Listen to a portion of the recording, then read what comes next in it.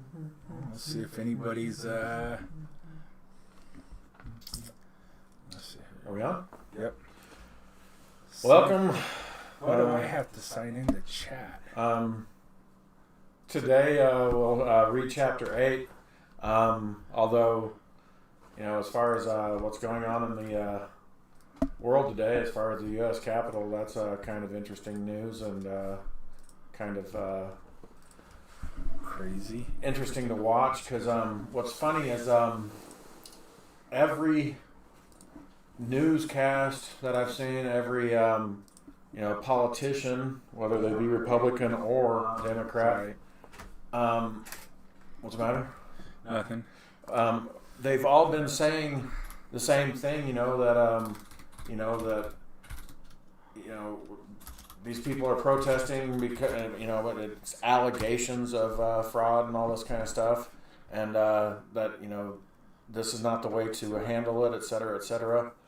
But my question is when you go down the lawful road trying to fight something, and every time you try to fight something in a court of law, and the court basically says, no, we're not even going to hear you, what is your recourse? I want everybody on the planet to answer that question. What is your recourse if the people, or if the court system won't even hear you? How do you get justice when the court system won't allow it? And with over 50% of the country, I mean, one person can bring a lawsuit against a multinational company of thousands of, 100,000 people, and they can get a law. They can get their time in court. But 75 million people, 75 to 80, can't get a voice. That's just it. I mean, I don't remember where I heard it. I thought the First Amendment was the government shouldn't infringe upon your rights to here's the thing speech, and that is what that is. that I don't understand. It. So somebody was saying these numbers, and I don't remember the numbers exactly. I'm sorry, but there was like some number of like 146 million registered voters in America, and 75 to 80 million of them voted for Donald Trump. That leaves a very finite amount of people that can vote for, Joe Biden, and he got supposedly 90 million. I mean, the math doesn't add up. That means everybody voted for him. But yeah, No, it's definitely weird. but there's no widespread Fs. I guess if we say the F word, we'll get our video shut down. Well, yeah, possible. For the first time we actually do it live on YouTube. That'd be good for us to get it shut down. Right. Right? I mean, it's just... Yeah, I mean, it's funny because, this podcast is supposed to be about stories and stuff, and God, it feels like we're living in a story right now. I mean, they always say this.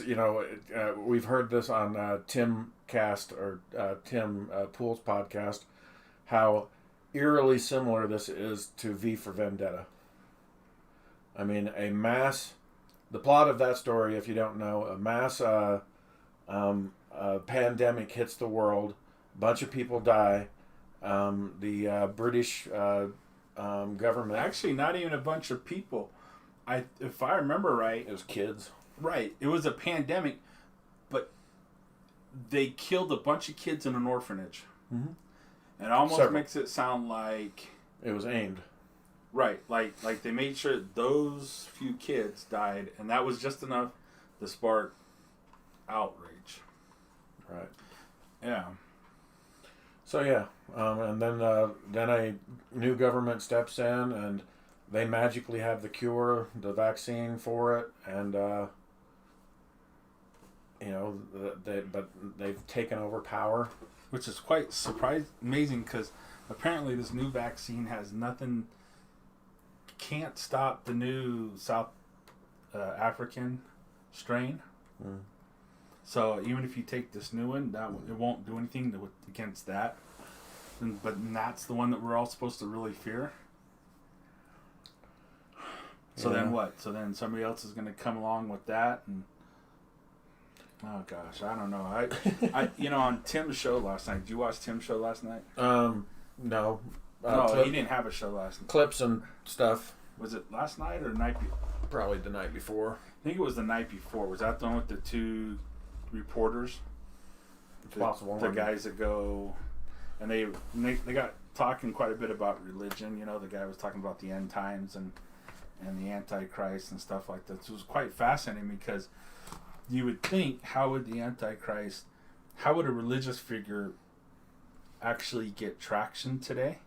Right. To get people, I mean, we've talked about this several times, right? It's like, well, how there's so many people that are so anti-Christian, so anti-religious, that how would, and it's not that he'd be Christian, he'd just be religious. He'd be like an all-world,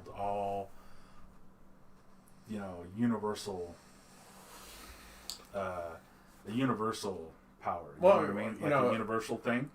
Yeah. But to come with the cure.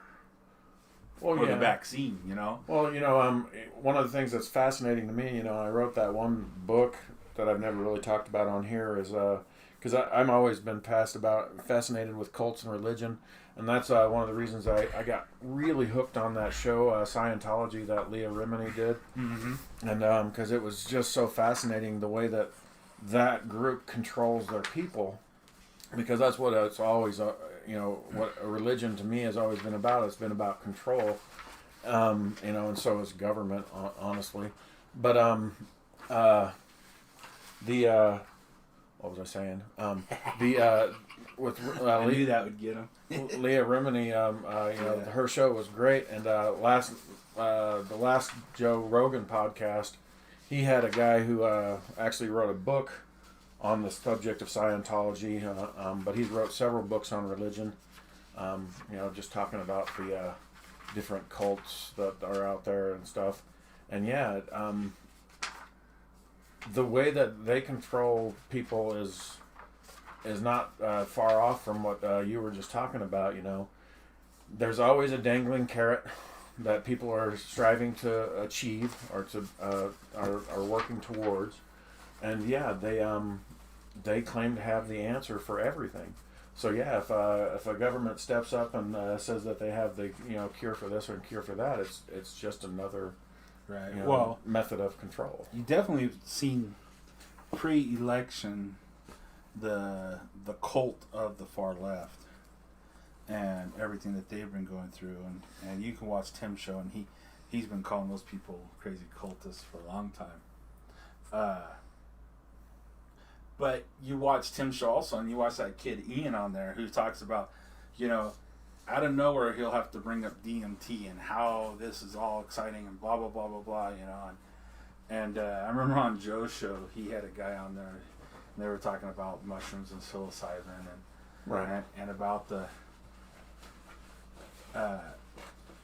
and about DMT and about stuff, and it was.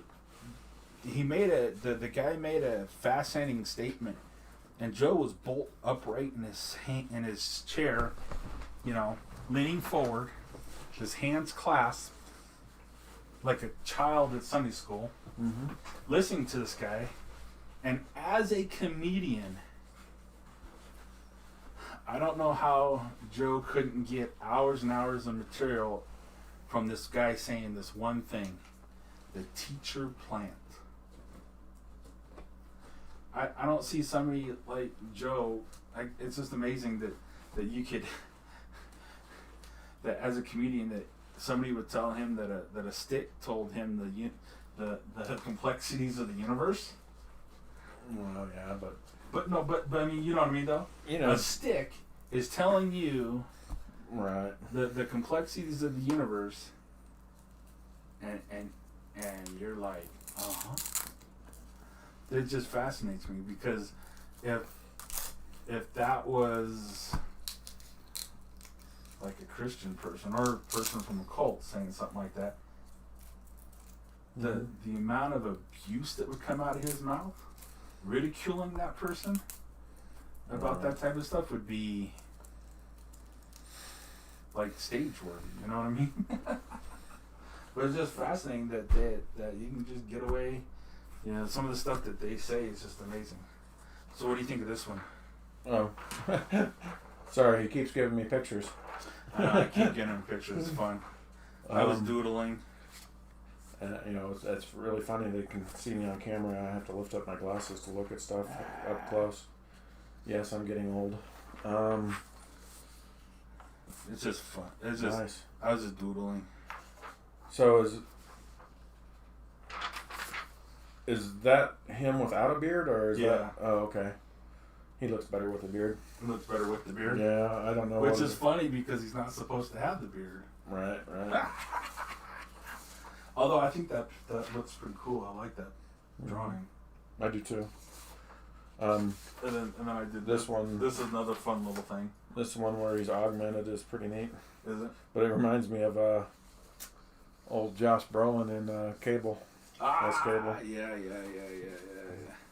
Well, I was sitting here the other night and I was just wanting to doodle, and I thought about that alternate opening that we kind of thought about that one time we were in here and we talked about the idea it'd be kind of cool to see the old man's hair flapping in the wind, and you scroll out, you kind of span out, and he's doing his meditating. Mm-hmm. Then we scroll out even farther, and we see that he's on top of like a barge, being pulled by the mech through a desert. Remember that? Yeah, right. I remember that. Right. And it was just like, and so then it was like, well, then, and I drew that little thing here, and this little. And the bar's kind of going through this canyon with the city in the background. So then the idea would be, here he is going into like a bar or something. That'd be like one of our. Right. And then chaos ensues with a big battle with a fight scene or something like that. And I made his little necklace thing was on fire. Did you see that? Yeah, I did see that. With that would be the brimstone in the middle of it with the different fish. Represent the different elements. Right. And that'd be a necklace that he'd wear. I thought that was just fun concept. Right. But yeah, because that reminds me, one of my things that I want to do on this is my first day off. This is my weekend. Luckily I've been able to keep my promise of doing a podcast every week. Usually I have 2 days off in a row, which is nice. One of the things I need to do is I want to get some of those T-shirts made. Oh yeah, So I don't know. I added on our website. I added a little bit, didn't get too crazy, because every time I try to do stuff, it really never. You added on? You mean our the burnoutstudios.com, or you're talking about? So at burnoutstudios.com, I was trying to figure out how to add. Hold on, let me just put it over here. There's always something in the way. We need booms for the radios eventually. There you go. Perfect. I want that next. That's what I'm working on next, is to get booms for the radios. So here's the front of our webpage, and it drives me nuts because I want a widget on the outside that says YouTube, and you can click on that and it goes to the YouTube channel. Could I figure out how to do that? No, I tried. And then I was able to add this video podcast up here. Oh, okay. You click that, and then you click on this one. It sends you to YouTube. Nice. for our last podcast. So that was actually our first podcast. Yeah, that was our first one. And then I added another post up here, right? Right. I tried doing the same exact thing to add the picture. Would it allow me to put the picture on it? No. I don't understand why. Oh, well, This is why I'm not in IT. That link to the video, aren't they able to just link to our YouTube site from there, though? Well, see, what I wanted to do is I wanted to be out here. I wanted a widget or one of these type thing, and I was going to link that to the playlist Right. for our podcast, or link that just to the external YouTube, and then they could scroll and they could look at all the different videos from there. But I did successfully get right here. Mm-hmm. I did successfully get one to come up here, one of these. But could I attach a thumbnail to it saying YouTube? No. Are you bitter? Yes. I'm extremely bitter because everybody always, you go to family. Right.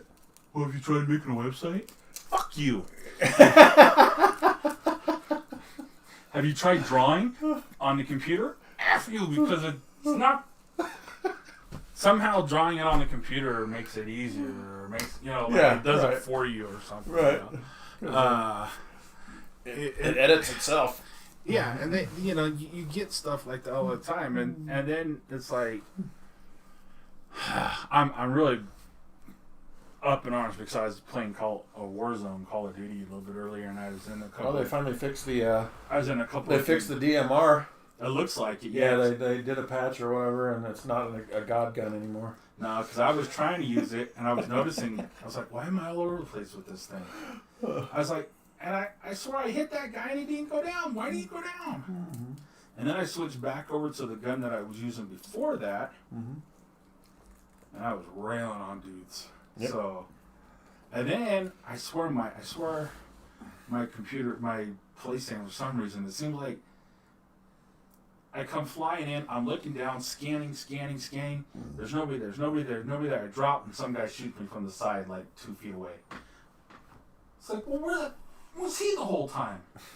And not only that, but that damn system spawns me, I don't know how many times, with me here and some guy right behind me. Yeah. And they're able to just either go down with me or snipe me out of the air like that. Yeah. It's like, well, why can't I get that? And then there's times I don't understand this either. I've sat there and I have died first. The other 2 guys on my team, then I'm watching, spectating them a little bit. They die, Mm-hmm. and then spawn before me. I spawned way back here. They're spawned way in front of me going, and I'm like 300-400 meters away from where they're at. It's like, what the? So Don't ask me. I haven't played that thing yet. So I'm already a little bitter about that. And then, if any of you are married, your wife watches those damn Hallmark movies. And if you ever watch a Hallmark movie, the ending always goes, I made a website, and everybody magically appeared and bought all my product, and I am a success now. Oh, F you. Because that happens. Yep. It's the field. Yes. It's the field of dreams concept. Bitter. If you build it, they will come. Bitter, Which is not true. effing bitter. Oh gosh, it just pisses me off sometimes. No end. Yep. But so, like I told you this the first time. So I was on Instagram. I was like, ooh, I drew and recorded me drawing a picture of Lucius, Lucius, Mm-hmm. and it's on YouTube. You can find it. It's like an hour. I did an hour, but I had to take that hour and scrub it down to 60 seconds or 59 seconds in order to put it on Instagram. Neat. It took me 2.5 hours. Yeah. To get that thing scrubbed down, because every time I tried to do something, it would lock up my computer that I was doing it on, or it stopped. And oh my gosh! Yeah, we need to. Even setting up.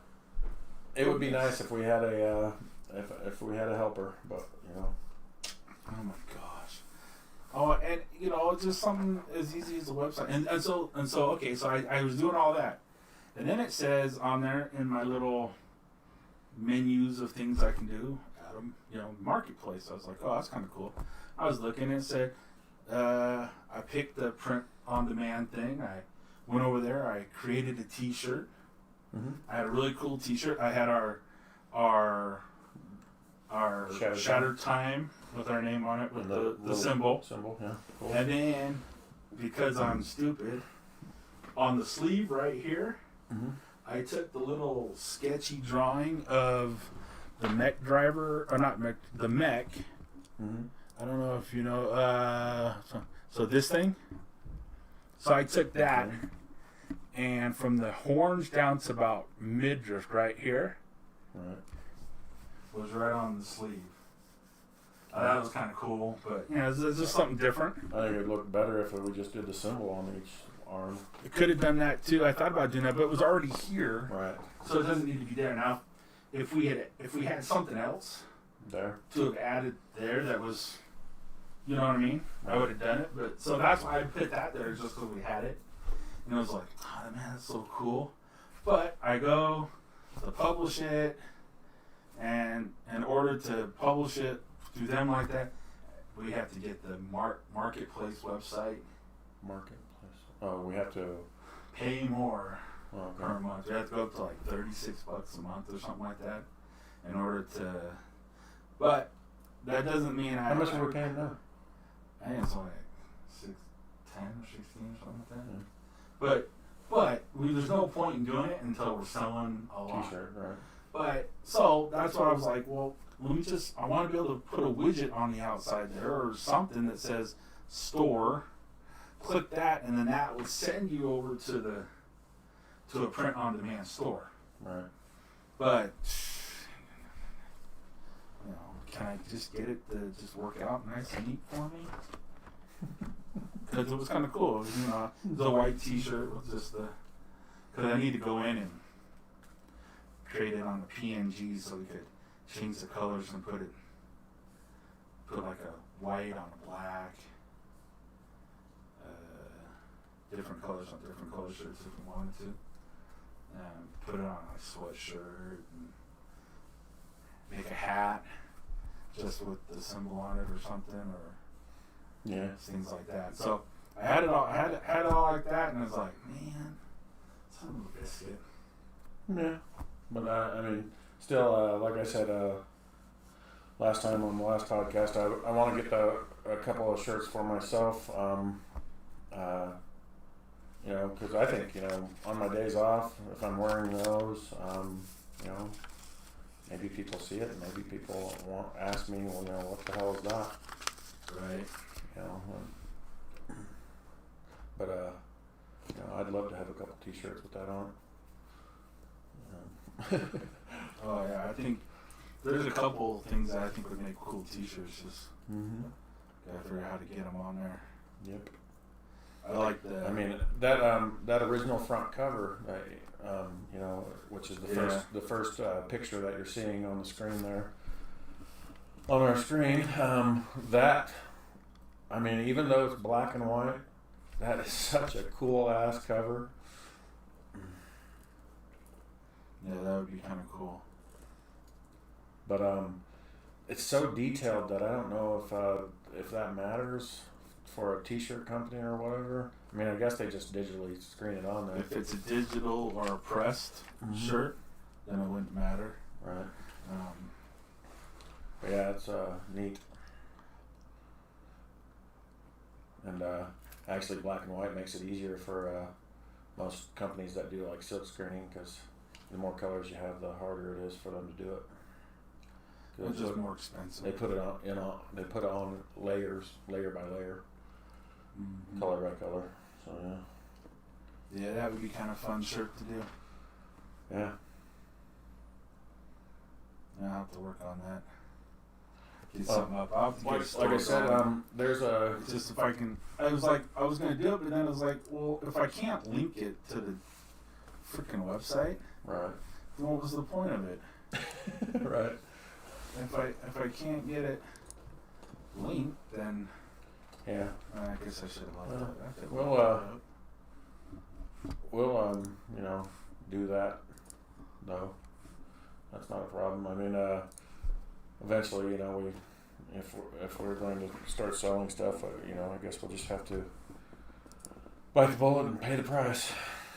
Well, if we're gonna do that, we have the domain.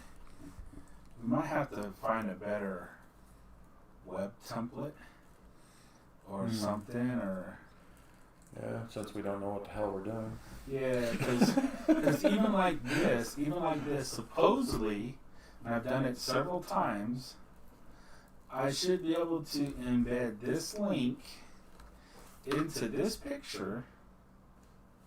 So all you do is click on the picture and it should open up the book. Right.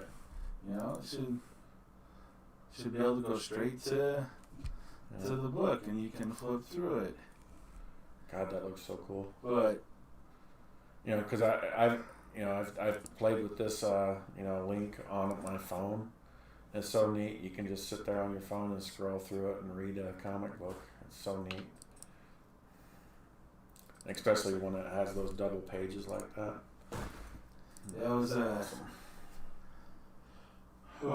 was trying to work out how I wanted to do these pages.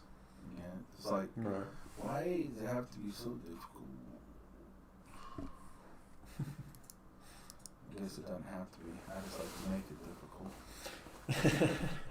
Right. But even still, it's not that making it difficult. It's just the storytelling of it.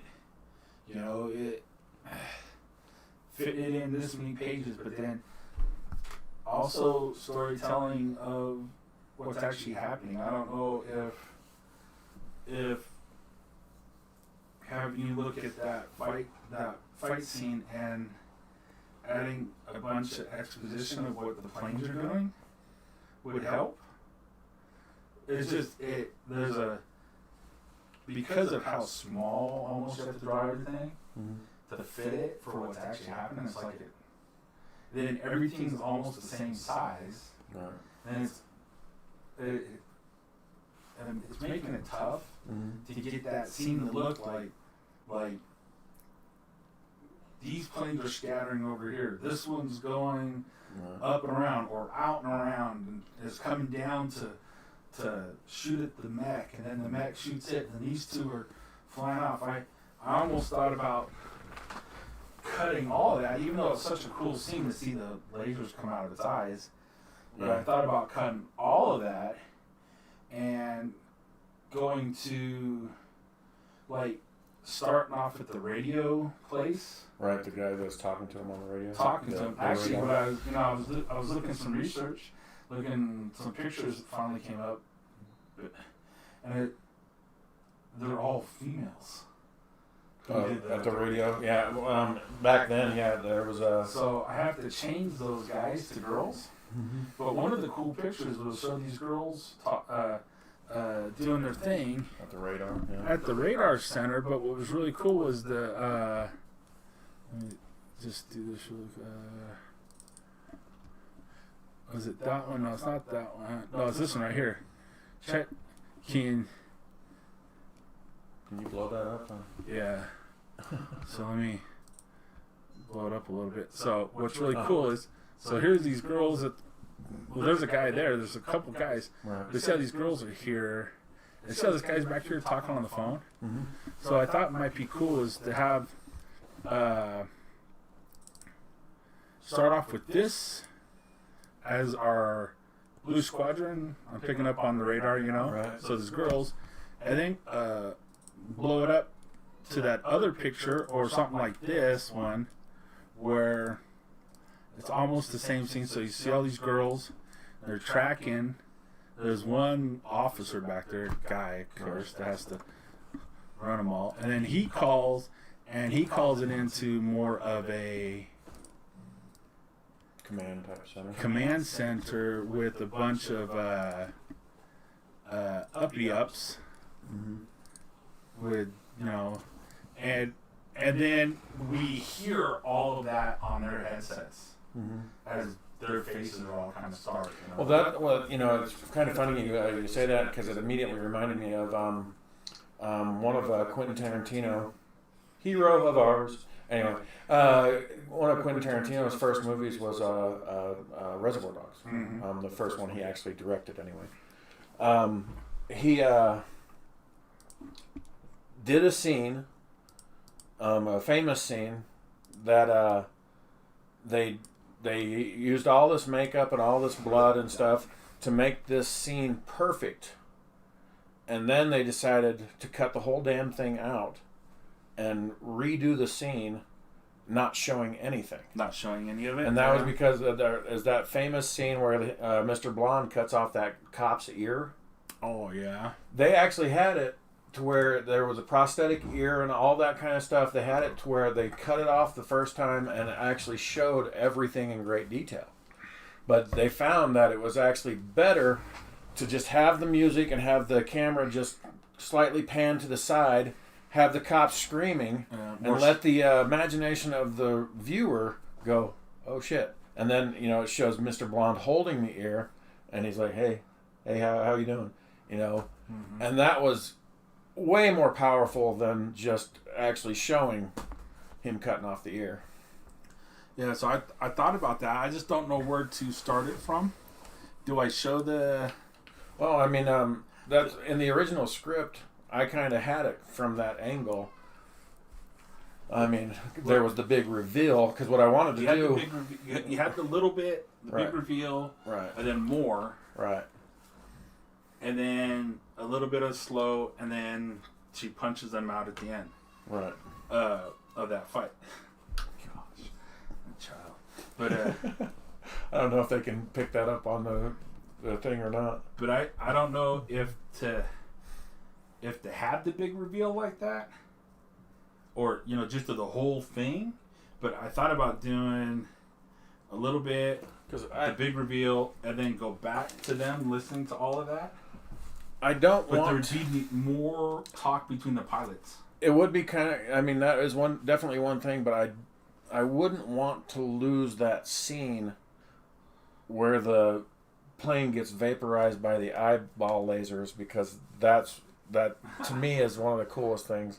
See, that's what I figured. I figured there's that scene that you really loved, but yet explaining that these guys are going right that way, right, or whatever. This guy decided to go up, right, turn, maybe do a dead fall, down, and comes and shooting at him. I mean, the problem is the angles on to get all that to read properly, and they get it. It's turning out to be quite. Yeah, it's a pain in the ass. Quite. I don't know if it's possible in the medium without a bunch of exposition of climbing as high as he could. Someone's, you know, turns his plane over into a deadfall, and as he spins out of it, he starts firing his 30mm cannons down at the mech. You know, you could put one scene. You could do that in 2 scenes, but have that exposition and explain 5 panels. I don't know if that needs to happen, because it's like there's so much distance, and then you got the other guys. What are the other 2 planes doing? And then, but when we see them, it's like they can't just appear here. It's like, well, how did they get there? I mean, I guess I don't know. I do that, and then people will read the book and go, how did they get there? You know what I mean? Well, it's funny because when I wrote it as a as a Word document, as when I wrote it, because the planes that are coming in, they're in a formation at first, and then they see this giant robot in front of them, and they just scatter. And they all go different ways. One goes up, one goes, I can't remember how many. Well, one gets destroyed. Right. Boom. Yeah. And then yeah. They all scatter. And then they all scatter as another one supposedly is getting blown up. Right. But I kind of made the first guy getting blown up the scene in the new thing. Mm-hmm. But in the old one, the leader gets taken out first. We never see him get taken out. We only hear him getting taken out over the off the radio, and then we see then we hear the one guy. We go in the one guy's cabin. He's oh crap, and he sees the big mech, and what I thought would have been kind of cool would have been, as I had drawn some concepts instead of that mech jamming out and then blasting somebody. It's almost like they jam out, or they all of a sudden it's there out of the clouds, whatever, and they're so close to it that one of the guys goes and clips his wing against it. Bam, and that guy goes down, but she's 40 foot. Right. Those planes are 27 foot. Right. I thought I had the size way off at the beginning. I put them into a 3D program and did the sizing of them. It's like, oh, well, if that plane actually clipped her, it hurt. It probably hurt pretty good. Depending on what she's made out of. Because, if this thing's so far in the future, it might have metal that we've never even seen. But it still would probably, it'd be enough of a shock to at least hurt a little bit. Which would be kind of interesting. It'd be interesting then to have, like, when we go into her, have, like, klaxons going off, proximity warning. And there's a little more of a up for her. Right. And then she's like, being attacked by hostile aircraft, blah, blah, blah, blah, blah. Sustained damage, but so far it appears damage is minimal, blah, blah, blah. Right. Have the robot talking to her, yeah. Yeah, just look, I don't know. I don't know. That's kind of interesting. I think that can all be done. I always thought it would be kind of cool to, the you have it as a 3-barrel, or is it I have a 3-barrel. I have it as a long one. I've been contemplating making it a short barrel Gatling gun. I've even been contemplating just taking the gun all out and making it something else. But just because that thing's, when she stops and is talking to her, it's just, that thing's like sitting way out. You know what I mean? Right, but I always thought it would be kind of cool just to have a close-up view of that gun as a stationary thing, just the barrels themselves, and then you slowly watch it start winding up. Well, that'd be great, but you can't do that. I know. But the thing is that's just it. You can do it in an animation. Both me and you, we think of everything as an animation. Right. Because, I see this whole damn thing as a movie in my head. Right. See, this is what I thought about doing. So I thought, see how their faces? I thought that would, how you put these like that, and then you hear and it's like, I thought about having, like, you hear the guy calls into the radio room, right, or into to that main room, and then have the older guy with the mustache and to see point to somebody, and you see them PA. Flip a PA, and then everybody's standing there listening to what's going on. Yeah, it's funny. Bruce, he thumbnails all this stuff out, which is great because that's what you need to do. But what was funny to me is his thumbnails, because I'll thumbnail stuff out too, but his are already more detailed than anything I can do. And just a thumbnail, it's like, wow.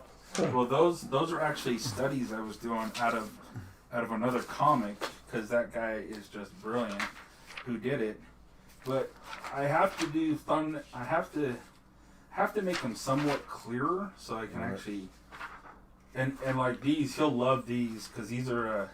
But yeah. So these are the thumbnails of me trying to figure out how to introduce Lucius Mm-hmm. and the group better, and then to make Lucius. The one thing that we don't have at the beginning of when we do see him is we need to have a shot of that's the hero. You know what I mean? Yeah, the hero shot. Yeah. We don't have. We have him talking, but we don't. There was nothing in the script about hero shot. You know what I Right. mean? So I'm working on getting a shot that when you see it, you're like hero. Right. You know. But if you look at some of this stuff, if you look at these ones here, you'll see that the logistics of this, and even like look at this little thing right here. This tells you the logistics of what I'm trying to figure out how to do. The planes are tracking. And it's like, how do you show that information without it being so blown out, Right. So far away. that all it is a bunch of little specks on the paper. Then it's all the same exact size. Right. But what I could do is I could draw that in one scene with some exposition out the side saying exactly what everybody's doing. Yeah. But I don't know. I mean, I want to keep the laser blast, but it's like I said, Well, I'm having a tough time because even if we have to lose it, it's not that big of a not that big of a deal. right. Because I mean, the shock thing is still there when the big reveal of the mech is still there. I just thought that the mech melting a incoming plane with laser eye beams was it felt more anime to me, you know. Right. And that's what that's what I wanted it to feel like, you know. Because like I already said, we think of this stuff and we have a movie going on in our mind, and in my version of the animated version of this would be the plane's coming in and the mech literally looks up, sees it coming in, and his eyes start glowing, and then it shoots this big massive ray out of there, and the plane doesn't explode. It doesn't there's no audible noise that it makes. It literally disintegrates. Yeah, I had It doesn't go boom. It doesn't do anything like that. It just goes, and it's dust. I had it, and in my mind, I didn't even have it doing. I had it like doing like in Tron, where he de-reses it, Yeah, something almost like like he erases it Right. out of existence. But in my mind, I had that plane going up, and then does a deadfall over backwards as it comes and rotates around. Just opens up, and you can see the tracers going around like this, and they're out as they come down, and then they're right on them, and as that mech is looking up, it's just getting peppered. You see all these sparks flying off of it, and then you just see his eyes. Yeah. And then you pull out, and what I wanted to do is I wanted to pull out and have it from one of the perspective of the other pilots as they're circling around, and you have that guy slapping the window, yelling out "No!" Right. as you see that laser beam just put that guy out of existence, and then that's when they're like, "F this, we're just." It's kind of funny how our visions aren't really that far off. No, I mean, you wrote it, so I'm thinking about it. So it's not. I just changed a little bit. Now the only difference that I've been thinking about is, do they climb up in the clouds and try to escape, or do they hit the deck and go? And so I've been trying to think of that too. I never really thought about that. I just thought about them bugging out as fast as they possibly could. But the problem is they're slow, Right. compared to that thing. Oh yeah. And so do they go up and try to hide in clouds if there's clouds, or do they hit the deck and try to blend in with the ground? Right. I don't know. But it's funny though. Because now I what really would be kind of interesting is what hit the deck and boom, and they fly over the close to the water, or fly over the knights. That'd be kind of interesting. True. Yeah. I don't know. But it's funny. Now I really want to see this as an anime. Oh gosh, this would be so great as an anime, but anyway. Wow.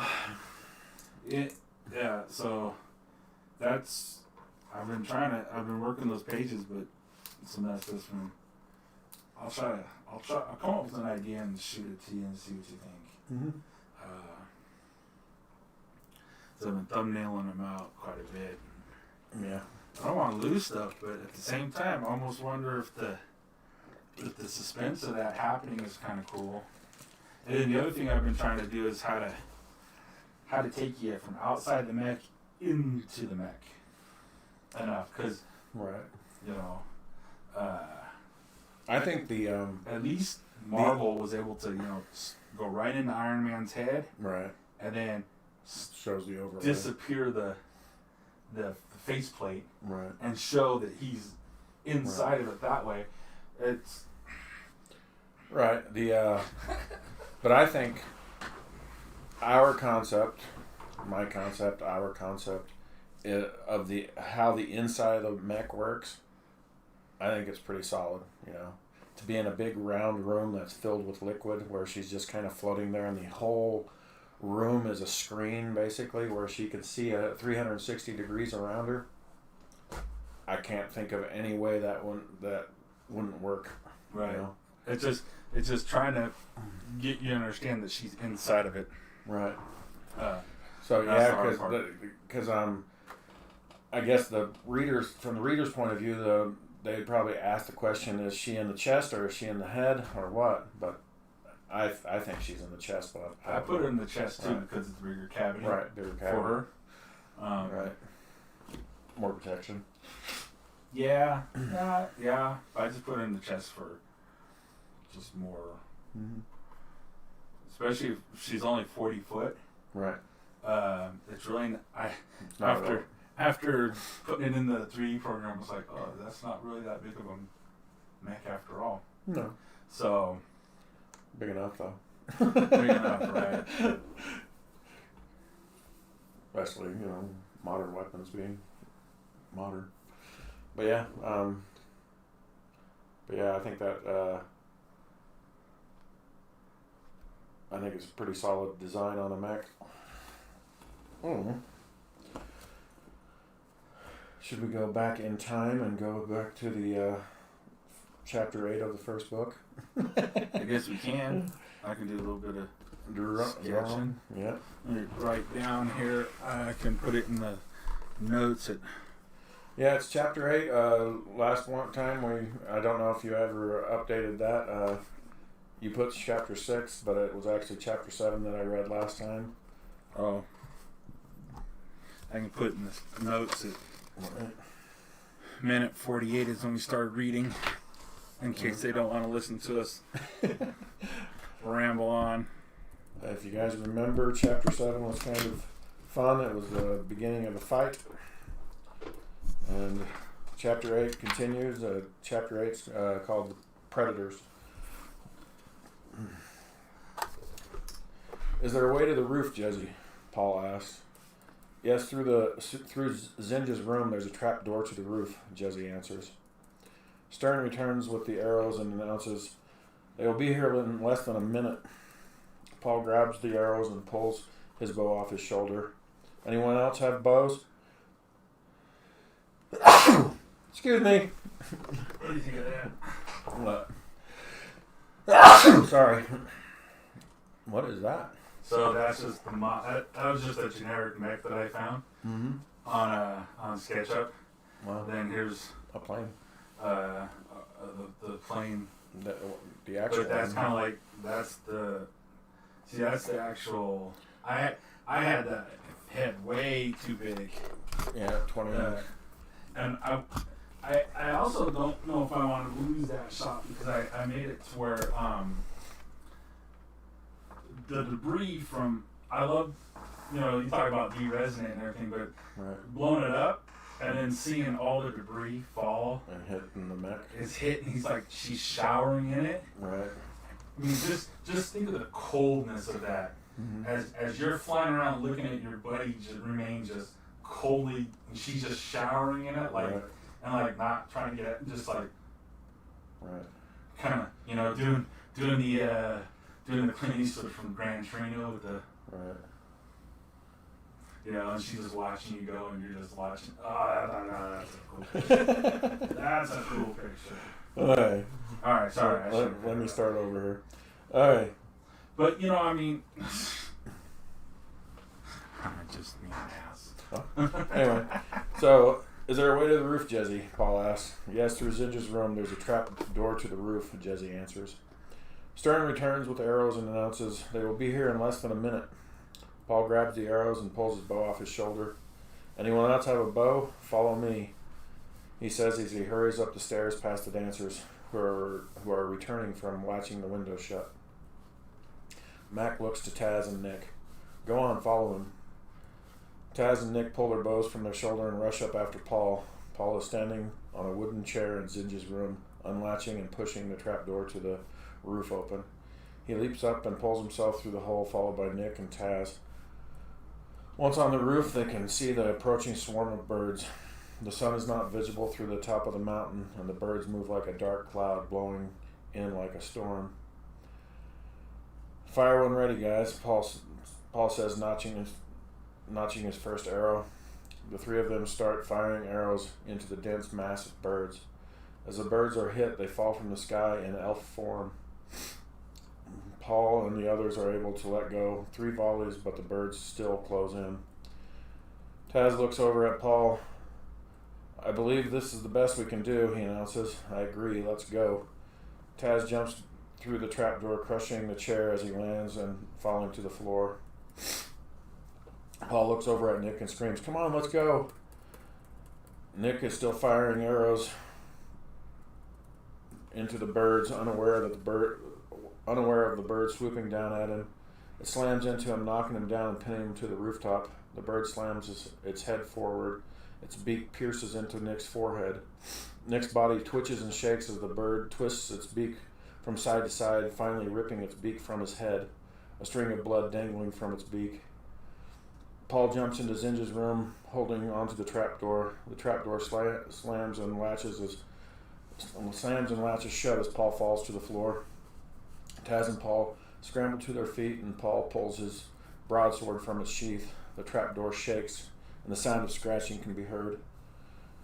Taz and Paul wait, staring at the ceiling, expecting it to cave in at any moment, but the wood holds. Let's go, we need to get down to the others, Paul orders. They back out of the room with their weapons ready and hurry down the stairs. Is everyone still okay? Paul asks as he reaches the bottom of the stairs. We just lost Nick, he declares. The tavern is somewhat secure. I don't think it will survive much longer. We have to prepare for when they get in. Jesse, are you finished with the boy? He asks. Yes, I'm finished, Jesse replies, cutting the thread with a small dagger. Lucius is beginning to come around and focus. Mikno, he whispers. I'm here, Lucius, Mikno responds. Did we win? Not yet. The fight continues, Mikno answers gently and stroking Lucius's head. We need to get a message to the king, Mac declares. How, Mac? It's 2 days away, Paul asks. We can't fight our way through an army like that, Taz announces. Maybe we can get to Jesse's house. Her house is much stronger, Hadassah suggests. No, that will only buy us time. We will still end up the same, Mikno says. Everyone breaks into an argument. Lucius listens, trying to decipher what they are saying with his limited knowledge of the elven language. He knows they are trying to find a way to escape. We could go through the caves, he suggests in a weak voice. Paul stops his arguing and asks, What was that, Lucius? What did you say? We could go through the caves Mikno used to bring me here, Lucius explains. That might be our best chance, Paul agrees. Everyone who doesn't speak English stands befuddled. Then Paul announces, We will escape through the caves. I guess I should say. Then Paul announces in Elven, we will escape through the caves. How do we get from here to there without being seen? Stelina asks. Do we fight our way through? Bogreet asks. No, we won't have to do that. Micton and I can dig a tunnel. They'll never know we left, Jesse announces. Behind the bar is the closest point to the start of the cave. Mickey, are you ready to start digging? Jesse asks. Everyone crowds over to the bar and watches as Paul and Bogreet rip up the floorboards from the tavern. Micno gazes proudly at Lucius because he is able to think under such great stress. The one thing impossible to teach is to keep thinking. He knows he was right when he told Jesse Lucius would be his best student. Humans have a gift the elves didn't. They were able to create an answer to a problem. Elves waited for the answer to reveal itself. As everyone crowds around, Dale slips away from the crowd and quietly heads upstairs to Zinja's room. She jumps from the ground to the trapdoor in the roof. Her left hand grasps hold of the rafter with her right hand, and she opens the latch to the trapdoor. Helena lowers herself through the trapdoor, followed by 5 of the Wood Watchers. They are planning to escape through the caves, Dale divulges. Very good, Dale. Thank you, Helena responds in a whisper. More Wood Watchers pour through the trapdoor, quickly filling the room. Helena leads them quietly onto the balcony of the second floor as they metamorphose into various predators.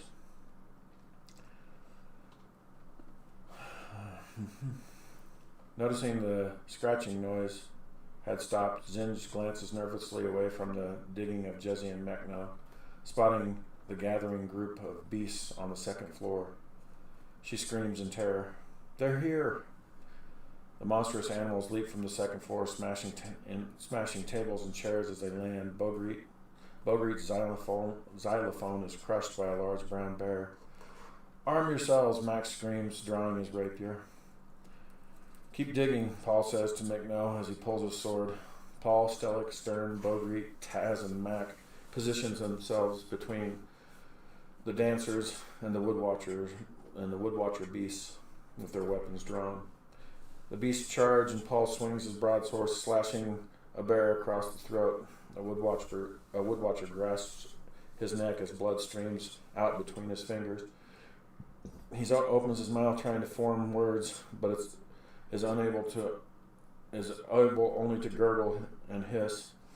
He reaches out to Paul to steady himself on his shaking legs, but misses his grab and falls to the floor. Stellic rushes into the crowd of beasts, his metal claws ready. He leaps onto the back of the largest thing in the room, a giant crocodile. He plunges his claws over and over into the back of the croc and as it thrashes about wildly, scattering other animals and broken tables and broken table pieces about the room. Stellic pushes himself off the body of a bloody, perforated elven body lying motionless beneath him. Stellic pushes himself off the bloody, perforated elven lying motionless beneath him. Stern leaps onto a spotted panther and crashes to the ground. Other big cats pile onto him, burying him in fur and claws. A bear tackles Bogreet, and he rolls to the ground, struggling to get the upper hand on the beast. They roll over onto some of the smaller cats, pinning them to the ground. As they roll off their unintentional victims, the cats have changed into their unconscious Woodwatcher form. Taz is swinging his 2 short swords, moving through the crowd of beasts, dispatching them as he moves through. Woodwatchers back away from him, unable to find an opening in his two-sword fighting style. Max sidesteps a leaping tiger, running it through with his rapier. The Woodwatcher stares into his eyes. A look of fear, anger, and pain washes across her face. She looks down at the rapier protruding from her chest and grabs hold of the blade as if she is trying to make sure what she is seeing is real. Mac yanks the blade from her chest and out of her hand. Blood sprays from the hole as she falls to the floor.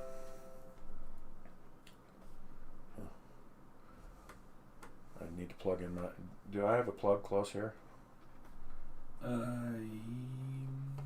Technically. I'm sure. What do you? I mean, I got a pretty long cord. My laptop needs to be plugged in.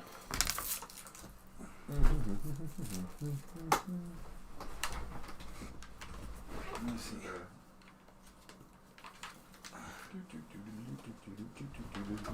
Sorry. Slight. Where's my hole? Got it? Yeah. Perfect. It's bright again. Yeah. Oops. Well.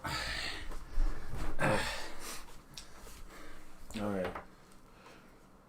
Blood sprays from the hole as she falls to the floor. We're going, come on, Mikno screams from the mouth of his newly made cave. The dancers run into the cave, Olegri carrying Lucius. She places him on his feet next to Mikno and says, I'll be right back. She rushes back into the tavern, grabbing the bear off Bogreet and pulling it away. The bear bites into her as Bogreet scrambles to his feet. She screams in pain as Bogreet rushes to her, grabbing the bear by the neck. With a sharp twist and a snap, the lifeless body of a female woodwatcher falls to the floor. Dale! Olegri screams, looking down at the lifeless body. The battle in the tavern continues to rage as Bogreet shoves Olegri toward the exit, telling her to follow Mikno. The tiger leaps at Bogreet and he snatches it out of the air and hurls it into another tiger, sending them both crashing to the side of the tavern. We're leaving, Mac announces as he sends a whirlwind into the group of woodwatcher beasts. Fall back, Paul screams to the twins. Stellic rips his claws from a downed woodwatcher while Stern gets to his feet after killing the last of the 4 cats that were smothering him. Blood flowing from multiple wounds on his body. Everyone heads to the cave under the protection of Mac's whirlwind as they run down into the cave, led by Mikno and Jezzy. Mac is the last one in, and the tunnel closes the. Mac is the last one into the tunnel, and he closes the opening. Everyone has a moment to catch their breath. Where is Dale? Stelina asked, looking around at everyone in the dark cave. Dale was one of the woodwatchers. She was the bear that attacked Bogreet. She's dead, Olegri announces. That means they will be waiting for us at the end of the cave, Paul exclaims as he wraps one of the many wounds on Stern's body. Is he going to be all right? Jezzy asks, staring in awe at Stern's multiple wounds, which flow so freely it sounds like rain in the cave. I'll be okay, Stern replies, staring determinedly into her eyes. Jezzy nods her head in acceptance of his reply, but the look on her face is still one of worry. We must continue. We will have a better chance in the close quarters of the cave, Mac declares. I agree. Let's go, Mikno concurs. The group walks down the tunnel, led by Mac and Paul. They stop before the end of the tunnel as the light from the cave torches flood in on them. No noise can be heard outside of the tunnel. They must be waiting. It's far too quiet, Mac whispers. Does anyone have fire? Lucius asks. Yes, I do. What do you have in mind? Mac asks as he pulls the chain out from under his shirt. On the end of the chain is a piece of coal that glows brightly. We need to clear the cave out, Lucius declares. Yes, if we work together, we can create a fireball big enough to clear the cave out, Mikno says. The woodwatchers stand around the opening of Mikno's cave, ready to pounce on the first person to come out of the newly formed tunnel. They stare in anticipation, trying to see movement in the darkened tunnel. They inch closer to the opening as they hear voices. A low rumble shakes the floor of the cave as a fireball explodes out of the mouth of the cave. Flowing like water, it rushes over the woodwatchers, pushing them back out of the large tunnel toward the tavern and the guard tower. Mac steps out into the open and clear tunnel. Charred bodies litter the tunnel floor, and the welcome signs above the exit of the tunnel snap and pop as they continue to burn. "It's all clear," he announces. Micno and Mac rush down the tunnel using their power. They build an earth wall blocking the opening of the tunnel. They will eventually dig through, but it will hold for a while, Micno declares. "Which way is the quickest way to the king?" Taz asks. "The first tunnel leads to the Dwarf Kingdom. The second leads to the Goblin Kingdom. I don't know the best path," Micno says. "I know these tunnels well," Paul declares. The quickest way is that one, but it will lead us through trolls." "I say it's our only chance," Jesse declares. Paul leads the way into the tunnel, and it is pleasant for the first 100 feet, lit with torches and lined with brick. But after a few hundred feet, the tunnel narrows, becoming rough, jagged, and dark. Paul takes a torch off the wall before continuing. The party travels for half an hour, most of them, except for the dwarves and Zinj, uncomfortably hunched over to avoid scraping the jagged roof with their heads. Paul releases a breath of relief as the tunnel widens and he's able to stand up. He stretches his back as the others bunch around him, enjoying the feeling of standing up. Up ahead there is a large room. Along the walls are hundreds of caves. One of those caves leads to where we want to go. The other caves contain a troll. "I hope they are still hibernating," Paul explains, giving a final stretch before marching down the tunnel toward the troll caves. Jesse translates what Paul just said to Lucius. "Be careful. The trolls are attracted to sparkly items and anything they believe has value, and that can be anything, even garbage," Jesse whispers as they approach the opening of the large room. The party files into the room, looking around cautiously. The room is monstrous, spanning hundreds of yards, with jagged walls and caves evenly spaced around it. There are so many caves, the room looks like the inside of a beehive, and there seems to be no way out except the way they came in. Paul points to a cave located 20 feet up on the wall amongst all the other caves. "We have to climb." "We have to climb?" Lucius gasps. Jesse places her hand over Lucius's mouth and begins to whisper. "Nothing will happen to you. I'll be there. Please be brave." Lucius nods his head in agreement as Jesse removes her hand. The party quietly moves through the cave, being careful to avoid the bones from different types of animals scattered about. Stellick and Stern glance around at all the caves, watching for any sign of movement. The bleeding from Stern's wounded left arm has slowed, but it hasn't completely stopped. As they walk, the sound of blood dripping off his arm is clearly noticeable. Paul turns to face Stern, panic spreading across his face. "Shit, they can smell the blood." As he says the words, the cave erupts with the sound of horrible laughter and cheers, like a pack of hungry hyenas. The trolls climb out of their caves and crawl around the walls above them. Trolls have the ability to stick to the walls the way a spider would, and they move as fast as a person can run. They are covered in patchy fur and pale grayish in color. Their faces are mangled, making it hard to see where their eyes and their mouth are located. Micno grabs a torch from Paul and screams, "Run for the cave!" Everyone takes off in a sprint, following Paul as he leads the way. Micno follows closely behind everyone as the flame from the torch spreads across his body. They reach the wall and Paul pulls a rope and hook from his rucksack. Trolls rush down the wall toward him. "Micno, I need a clear path to the cave," he screams. Micno steps forward, pointing up at the wall and at the advancing trolls, fire shooting from his hands. The lead troll bursts into flames, falling down the wall. Paul jumps out of the way, the troll landing at his feet. The smell of burning hair and flesh permeates the area, and the rest of the trolls scatter up the wall, clearly unwilling to face the fire. Behind the party, the trolls continue their advance as Bogreet and Taz work together, trying to hold them back. The trolls are a foot taller than Bogreet and weigh twice as much. Unarmed, Bogreet starts picking up rocks from the floor and hurling them at the trolls while Taz uses his bow. The arrows are hitting the trolls but don't injure them enough to make them fall. The trolls take a lesson from Bogreet and start hurling huge rocks back at them.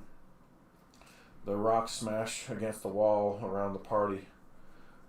Paul hurls the hook into the cave 20 feet above, pulling the rope tight as it catches. The twins jump onto the rope and begin to climb. Jesse grabs hold of Lucius and Izzy.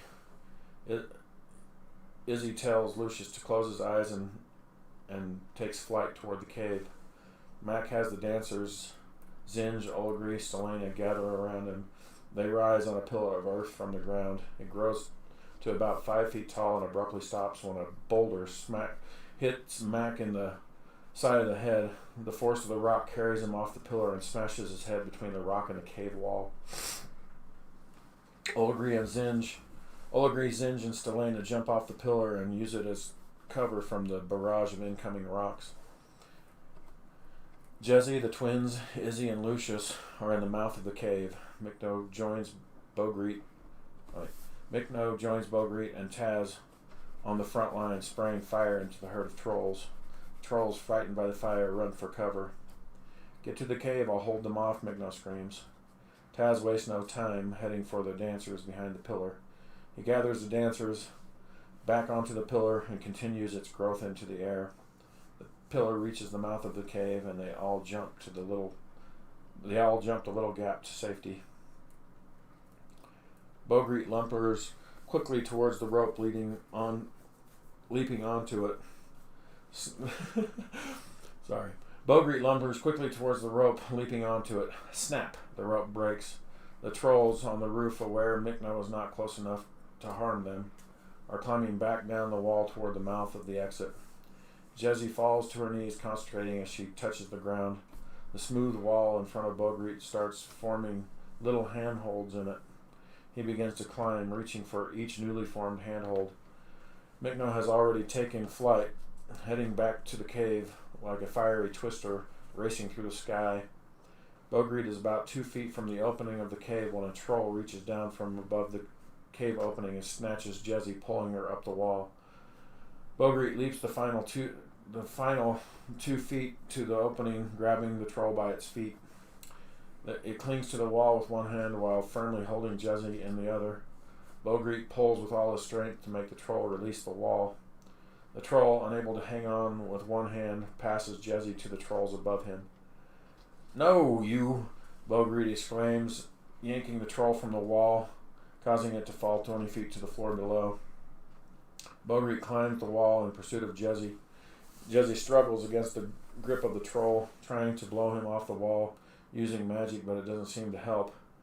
She can't touch the wall to use any of the earth magic. Bogreet can't climb as fast as the troll kidnapper, and the other trolls are converging on him. Mikno streaks up the wall toward the struggling Jesse. The trolls climb faster to get away from the approaching fireball. Mikno closes in on the furry beast, but instead of torching the trolls, he reaches out to Jesse, and she grabs his outstretched hands. Fire spreads over her body. The troll releases with a squeal of fear and pain. She falls the short distance before an updraft slows her to a stop, and then she flies toward the cave opening. Bogreet climbs back down the wall while Jesse clears the trolls from his path with a blaze of fire. Mikno and Jesse land safely in the opening, and Bogreet's feet are now dangling down into the cave as he lowers himself from the wall. The trolls on the ground have regrouped and have started heaving rocks at the exit. A rock smashes Bogreet's hand, causing him to fall to the floor below. The barrage of boulders smash around the opening of the cave, forcing the party to build a wall for protection. As the wall rises out of the ground, Olegri rushes forward. "No, I can't lose him again," she cries, jumping over the wall and out of the cave mouth. Bogreet lies motionless on the cave floor, blood flowing from underneath his body. Trolls smash in around him, pushing and shoving each other, thirsty for a fresh kill. Olegri plummets from the cave opening, aiming for the nearest troll. The weight of her body crushes it to the ground. She grabs it around the head and with a sharp twist breaks the troll's neck. The larger, stronger trolls begin their feast, biting into different parts of Bogrit's motionless body. As the rest of the crowd fights for a chance to feed, Olegri lunges through the furry mass and jumps onto the back of a feeding troll, forcing it to the ground while twisting its head. In the emotional excitement, the force of her rage causes the head to separate completely from the troll. Green blood sprays from the jagged neck cavity. The trolls stop their frenzied meal, turning to look at the spectacle of Olegri standing in front of them holding a troll's head, her body covered with green blood. The trolls slowly back away from her as she stares at them, fury in her eyes piercing through the crowd. She moves over to Bogrit, motionless. She moves over to Bogrit's motionless, bleeding body. Falling to her knees, she embraces the lifeless body of her love. Mikno and Jezzy fly down from the cave, landing next to her as the trolls retreat back to their caves. I'm sorry, Olegri, Jezzy says. Don't matter. He never loved me. He loved you more, Olegri sobbed. Olegri, we need to leave, Mikno explains. We have to burn him. We have to give him a proper funeral. Will you burn him for me, Mikno? Olegri asks as she pushes herself to her feet. Flames shoot from Mikno's hands, engulfing Bogrit. The service is quick. The trolls stay away from the fiery demons, but the smell of cooking ogre is creating a new stir among them. Jezzy and Mikno fly back to the exit, carrying Olegri. They close the cave up with a rock wall and continue down the tunnel. And that brings us to chapter 9.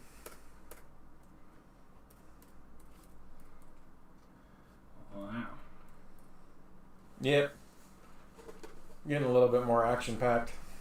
I mean, I don't want to tell the listeners, what's coming next or anything, but yeah, it's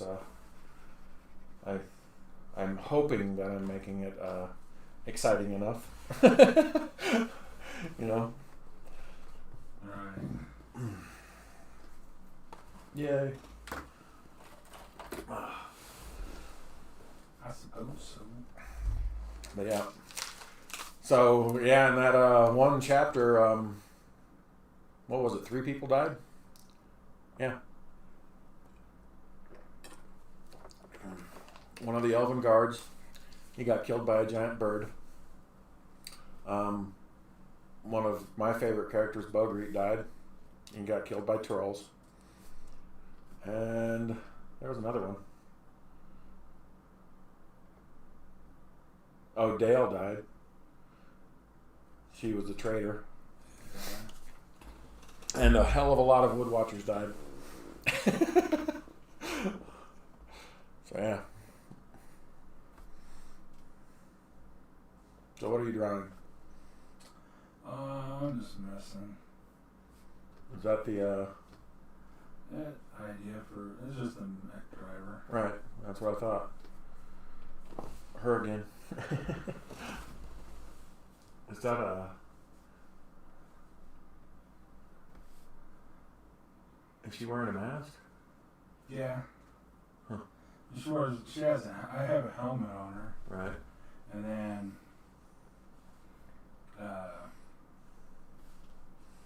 and this part always has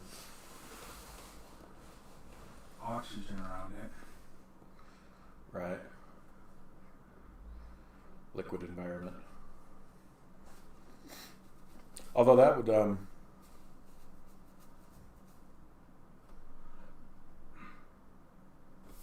I guess that's not, I guess I'd have to think about that. She does talk to the computer, which means that she is breathing oxygen. Because part of me wanted to have her in a liquid environment, which she is, but actually have her breathing liquid, like a fish, but then she wouldn't be able to talk. So it's better that she has a mask. But yeah, I mean, it'd be interesting, you know, for her to actually get out of the mech that way, because if she was breathing liquid, every time she left the mech, she'd have to clear her lungs out, meaning that she would spend 15 minutes coughing up water. puking up water just to get back into normal environment. Puking up water, but like having to go through the whole, and then they get back in it, she has to go through like, remember the abyss? Yeah, the drowning scene, yeah. Yeah. So yeah, it's probably better that she wears a mask. I don't know if that's looking any good. I like it.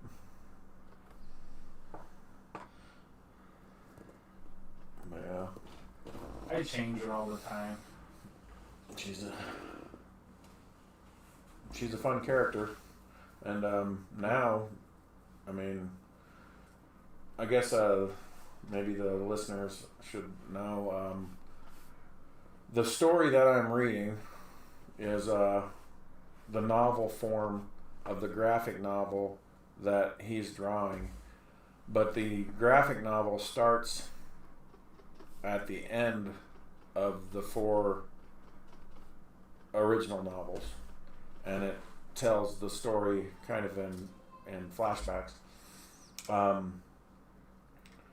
But we decided a long time ago that we were going to release both versions of that, because the universe that we're creating is you know, knowing all the history of these characters that, frankly, you know, have died by book 4, are you know, it's fun. It creates a bigger or deeper story. So I think it's going to work out quite well, you know, and for those of the people that actually read the first 4 novels, the Shattered Time novels, it'll be kind of like people that go to a Marvel movie and watch it for the first time, but have also read the comic books. They have more knowledge, you know, when they're watching that movie, you know, because they know the history of this character or that character. Right. And hopefully the movie hasn't changed the character drastically. Although sometimes you run into, you know, stupid things like Wolverine Origins, where, you know, Origins was such a great movie all the way up to the point where you met Deadpool in that new form, you know. Right. Because if you're wondering, spoiler alert, that never happens in the comic books. Ever. He never gets adamantium put into him. He never can shoot laser beams out of his eyes. He can't, and he doesn't have big sword claws. That was all the movies trying to do something stupid. Wow, yeah. I mean, I don't understand that, because Deadpool's a badass enough to where, I don't know, they could have kept him the way he was. Because it starts out so great, where he goes in there and he kills a bunch of people just using his swords and his sarcasm. Right. I mean, why couldn't they just keep him that way? You know, Marvel had, you know, they had the problem with having to get the fans to the point where they would accept a lot of stuff. Right. But that one, I mean, I don't think anybody liked that change. I mean, they should have shown that to about 700 test audiences before they released that movie. right. But like I said, I really, really like Wolverine Origins all the way up to that point. I mean, because all the characters that they introduced were great. The bad guy, Sabretooth, spectacular. I think he's the actor that's done that role the most justice. I mean, he was great. And the way he fought, everything. I mean, Sabretooth in that movie was a really, really well done, developed character. And then they had to ruin it.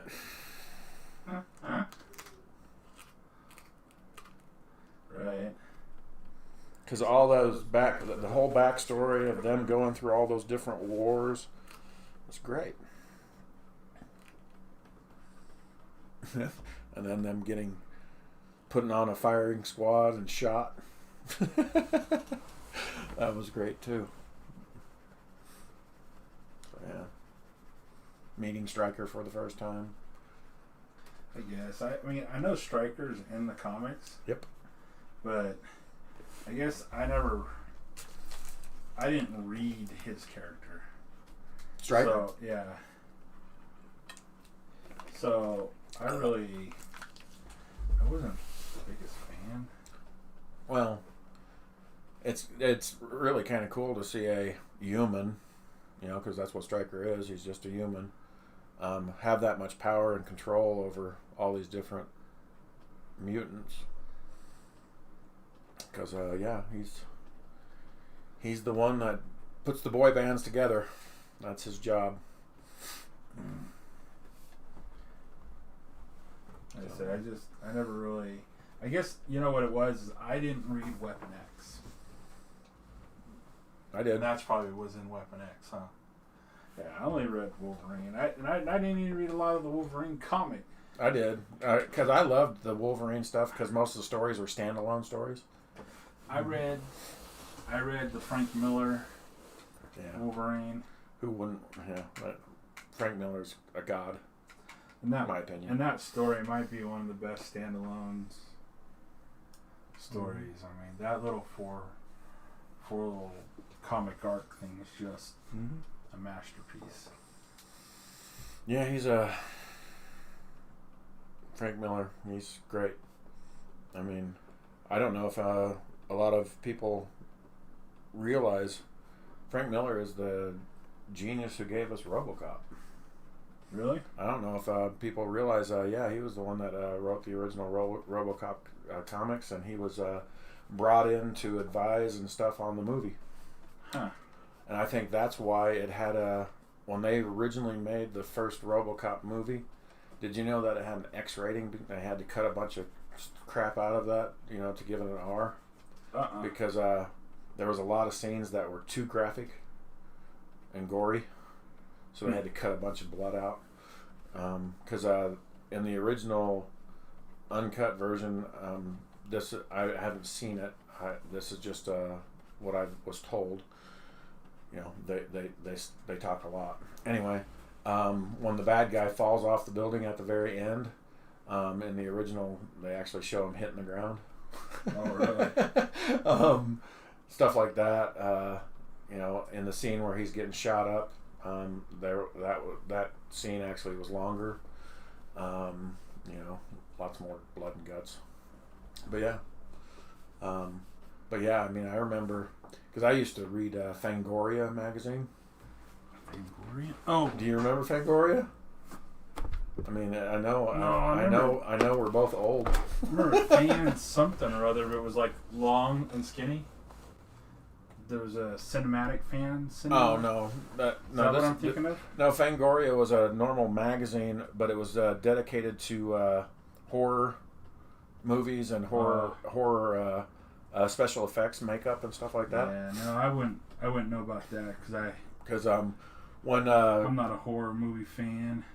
Well, I mean, this is more about the art of creating all these bloody wounds and shit like that, It's more about the special effects side of things. And that's what the magazines... and so they had Fangoria prizes or whatever, for... they would give awards to the best special effects in movies and stuff like that. And I don't know if Fangoria... I mean, I'd have to look it up on Google and see if Fangoria even exists, because it used to be a pretty cool magazine to read. But anyway, But they would show all the behind the scenes of how this effect and that effect worked, and so it was. I enjoyed that magazine a lot.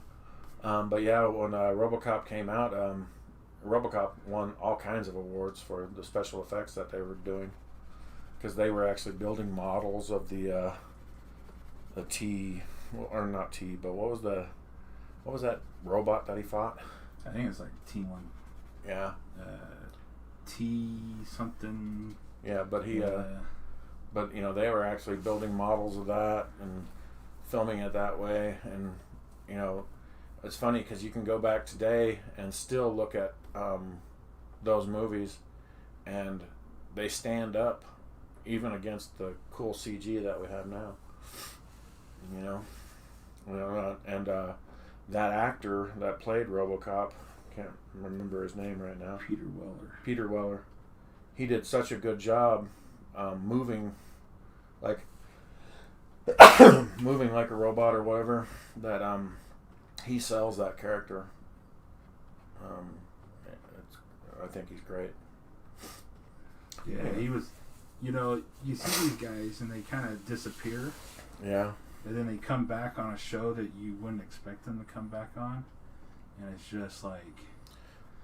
Well, I remember cool. There was this movie that Peter Weller did years after RoboCop, and I remember the movie was okay. It was a B movie, and it was called Nemesis, I believe. It's on. I saw it on Amazon Prime. I haven't rewatched it again, but I remember when I watched it before, it was okay, but it's set in the future. It's a science fiction-y thing. I can't tell you the plot right now because I really don't remember. But that was I remember seeing that this is going to age me. I remember seeing that a long time ago at a Blockbuster Video and watching it for the first time. So yeah. Yeah, he showed up in a supporting character role in that show Longmire. That's a Western? It's a modern day Western, yeah. Cool. It's kind of like it's a cop show, but he's pretty much a old time sheriff, Yeah. type of show, and he was the sheriff before Longmire. Ah. And it's like really cool. I totally dig it. He plays this great character. Kind of if you think he's Longmire's in the Wild West, then you can imagine that his character would have been even farther back, in the 80s and 90s. Right. But in a place where people just are now starting to find out about, so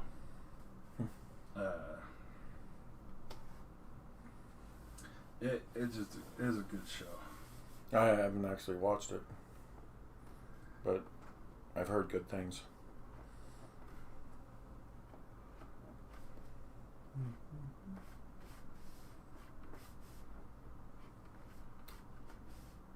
So what's she holding? Well, I thought about. I have her to kind of. Sorry.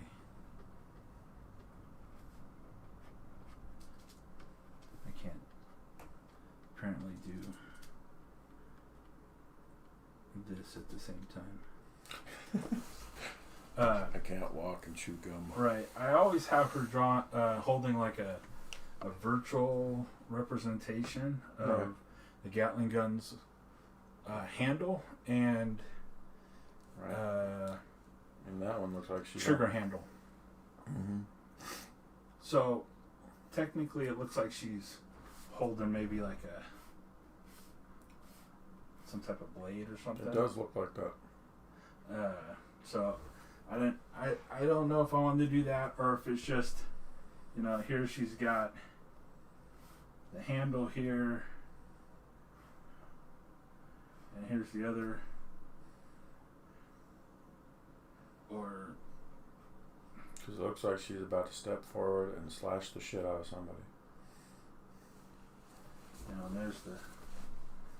Because it's almost like she's using it like Wii remotes. Mm-hmm. Like the Wii video game. So yeah, that's kind of been my right way of drawing her, controlling the mech, and then having because that was one of the interface from cables out the back. Right, and that was one of the reasons that I put her in a liquid, is because it's not that she's in water. That's not just water. The liquid itself is it's a liquid that can change. It can solidify, I guess would be the word for it. Because say she's walking her mech, you know, so she's basically walking in this water, and then the mech actually gets its foot stuck in something. Well, the liquid inside the container would solidify around her leg, you know, signifying to her that she's stuck. Right. So yeah, that's that was my whole thought process when I kind of had them like nanobite. Exactly. Like she's in a vat of little robots. Nanobites, yeah. Right. And they can morph into anything that's needed for her to control the mech. Right. It was just and just like when you're drawing on that thing, one of the complaints when people originally started drawing on computer pads like that is the original pens didn't have any resistance. It didn't feel like a pencil on paper, and you know, like this one. The same thing is with her and that liquid. You know, that liquid provides the resistance to make it feel like she's walking up a hill or she's, you know, whatever. Right. I let Leland play. Was drawing on this, and he banged the crap out of the other pen felt nib that I had on here, to the point where, as I got close to the screen, it started doing. It started marking. Yeah. Well, it wouldn't mark, but if I had this lasso tool to select the section like that, it was already selecting it and starting the lasso before I even touched the screen. So that tool was broken. Whoops. And so I had to put the hard plastic tip on here to get it to work again. Work. So the lesson here is don't let your kids touch your shit. Yeah. What's wrong? How would you feel if I took more hours tomorrow? If you took more hours tomorrow? Smile, you're on camera. Like what do you mean? So I'd work 8 to 5 instead of 8 to 12. Yeah, I guess. What am I supposed to do? Yeah. I don't have to take it, just thought I'd ask. Take it. Let them know you want to work. Okay. That way they'll give you hours later. Right. Okay. All right. That was it. By the way, that was Bruce's wife. Yeah, and my. Oh, sorry about that. I'm not sure that sounded good. Yeah. Yeah, she brought this home the other day. They had hot cocoa at one of her jobs. I guess they were putting in a peppermint, crushed up peppermint, candy cane in it. So now I have this crushed up candy cane, and I had to figure out a way to eat it. So you found a little cup. That's funny. You put enough on your finger and like this and gets all over the place. Yay. I like candy cane. I guess. Yeah, I don't know, I've changed her so many times. I think I've stuck with this idea of this odd helmet that she wears with these little things that kind of flap in the behind her. All that's like sensory stuff, I guess, you know. And then little wings on the back for stabilization and things like that. Yeah. I think it's important, you know, it, all this stuff only deepens this character's story. Yeah, there's a part where she eventually goes and talks with those knights, you know, comes out of the mech. And I'm going to have her come out of the mech, and because she's so far in the future, she's not going to be like body conscious, whatever type thing. And she's just going to come out and stand in front of them. I want them to all like blush red and turn their back, you know, because these are guys from the chivalrous. Right, from, you know, and they're like, ah, she's like, what are you wrong, you know, and they're like, here, put this on, please, put this on, you know, so she, then she has to stand there with the cloak on, but. Right, and it's funny because, you know, her body's pretty much naked except for a mask, which is the opposite of what harness up here that I have her in. And which is exactly the opposite of what they're used to, you know. Right. You cover your face, yet you don't cover your tits. They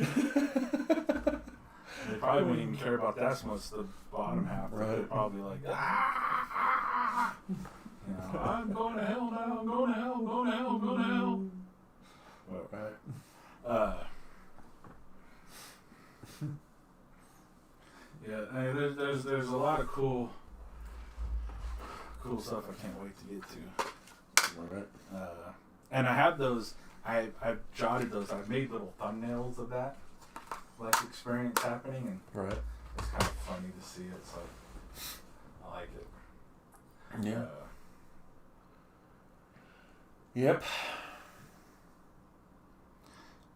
I kind of like that. I like it too. I think I kind of like the idea of leaving it as a trigger, like the handle with the trigger, instead of just, I had them just as long sticks, you know, but I think I might want to change that up a little bit. And then the crazy thing is going to be in the post processing is add like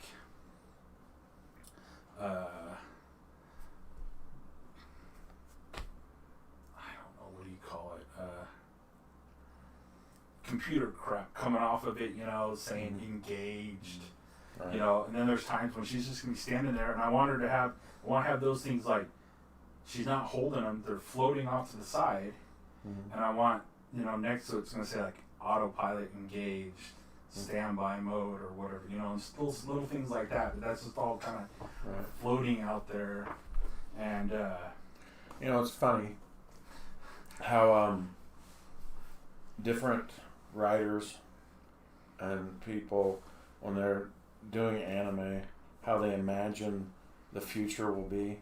Because what keeps on running through my mind, because, you know, we are basically saying that, you know, this is the way all the technology works in our mind, you know, with the liquid and all that stuff. But, you know, and a 360-degree screen.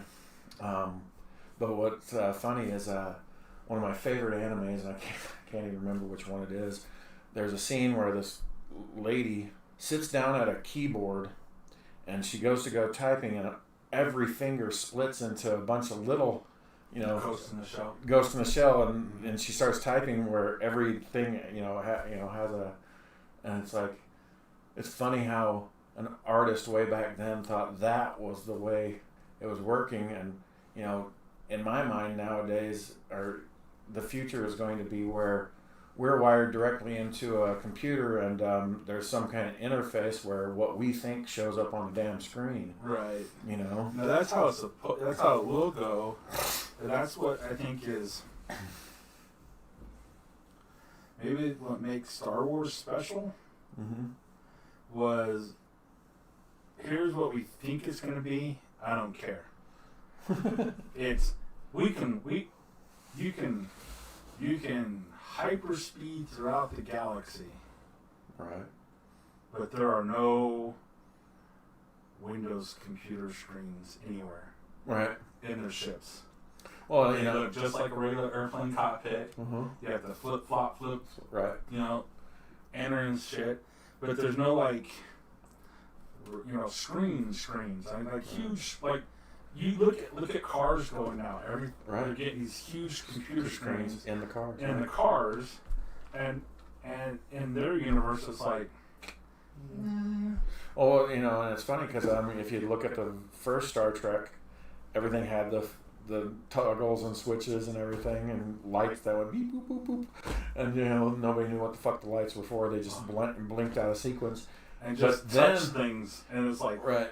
And then when they did Star Trek: The Next Generation, they had just these blank screens, and they typed on this thing that looked like an iPad, and it was before the iPad was even invented.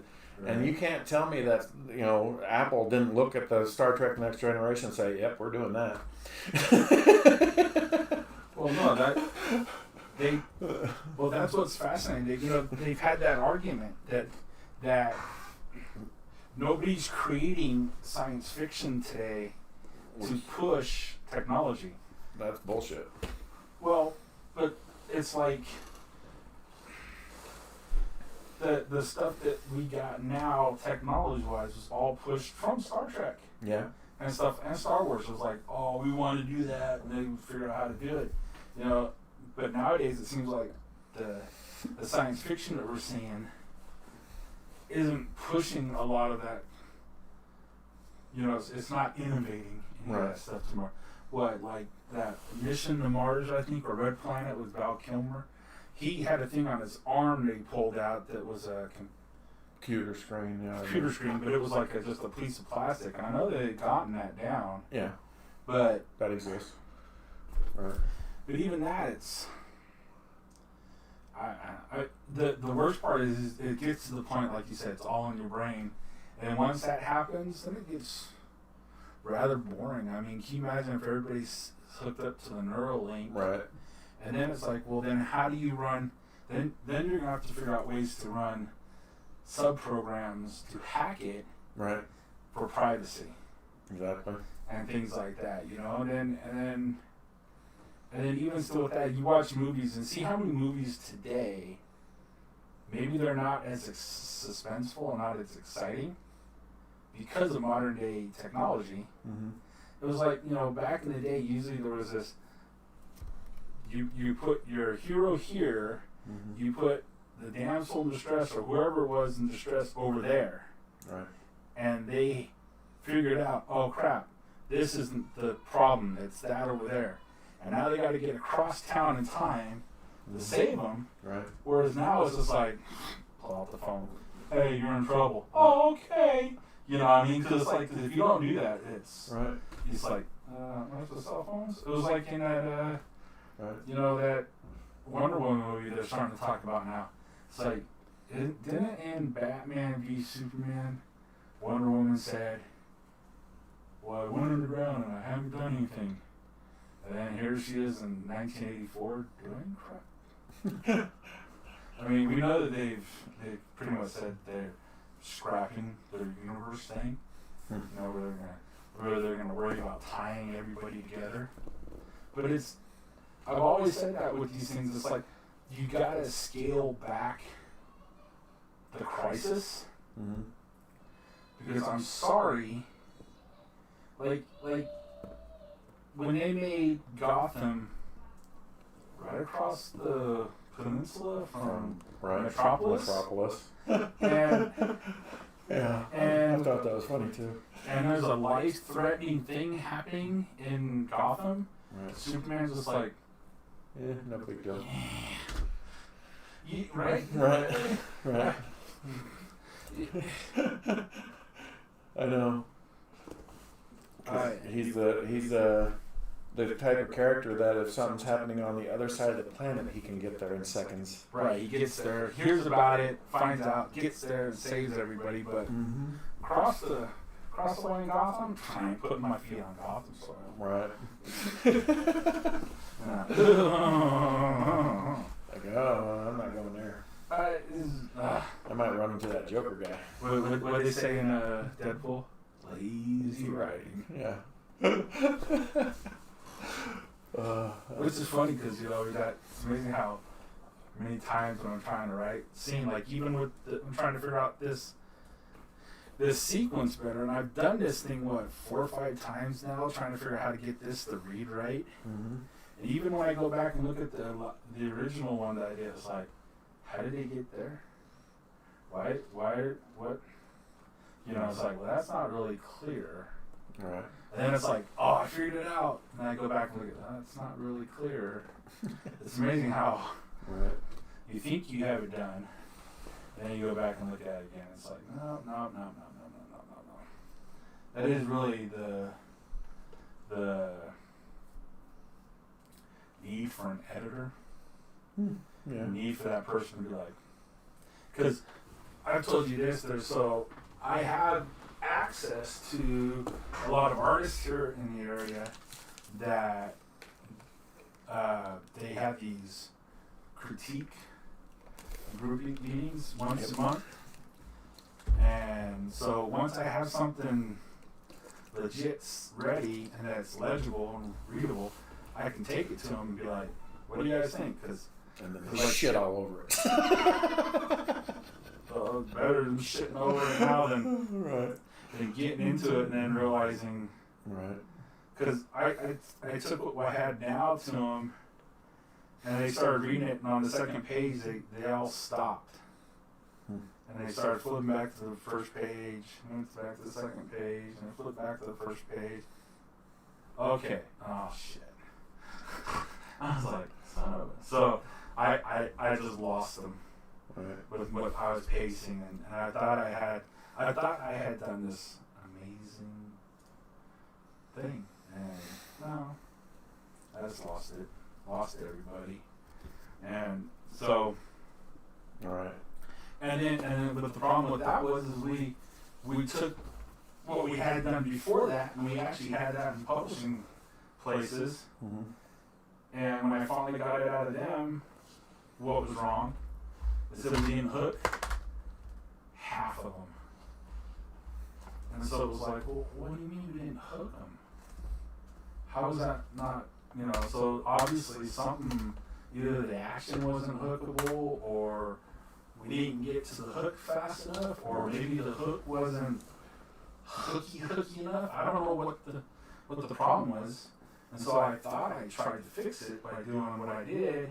Well, you know, it's funny because you know, we're talking about the, you know, going back to where we're using the radio operator, the radar operator, using their facial expressions and their, oh my God, well, and you know, all the stuff that they're listening to, you know, as people are exploding and all that kind of stuff, and using that emotion.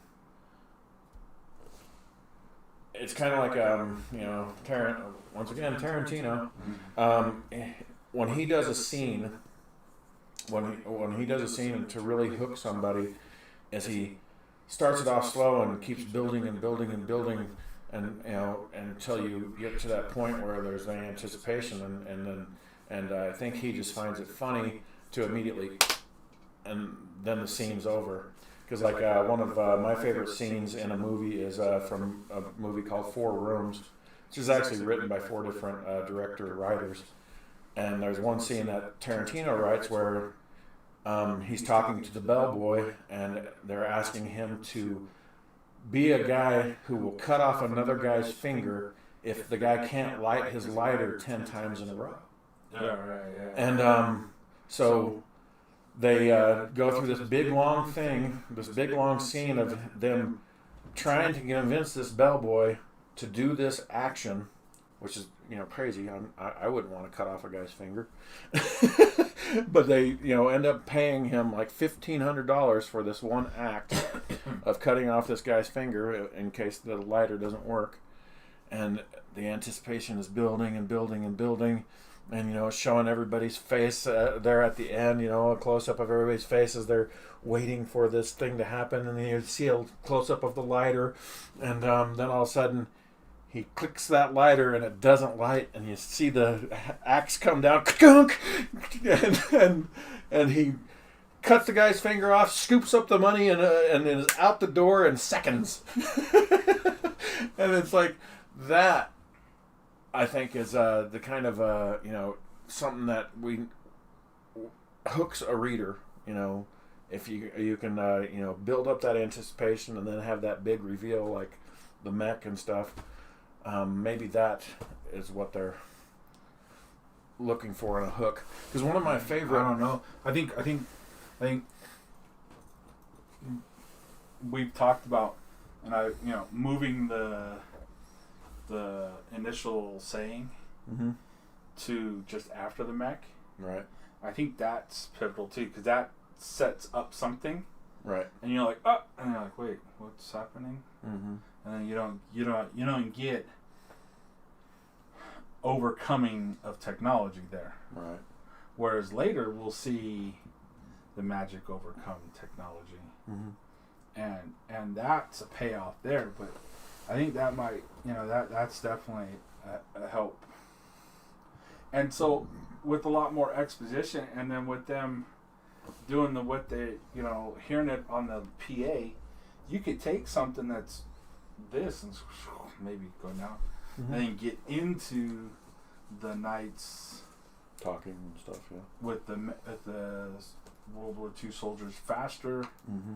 and getting into that, and then get into the heart of what's happening. I wonder.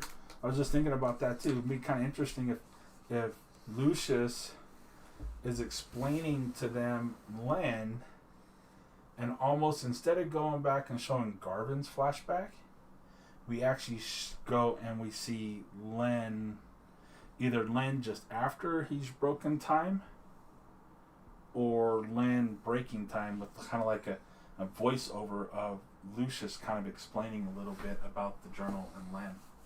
That's not a bad idea. Because I like that. I love that scene of him like walking along this long like plank corridor thing, being propped up by two of his priests.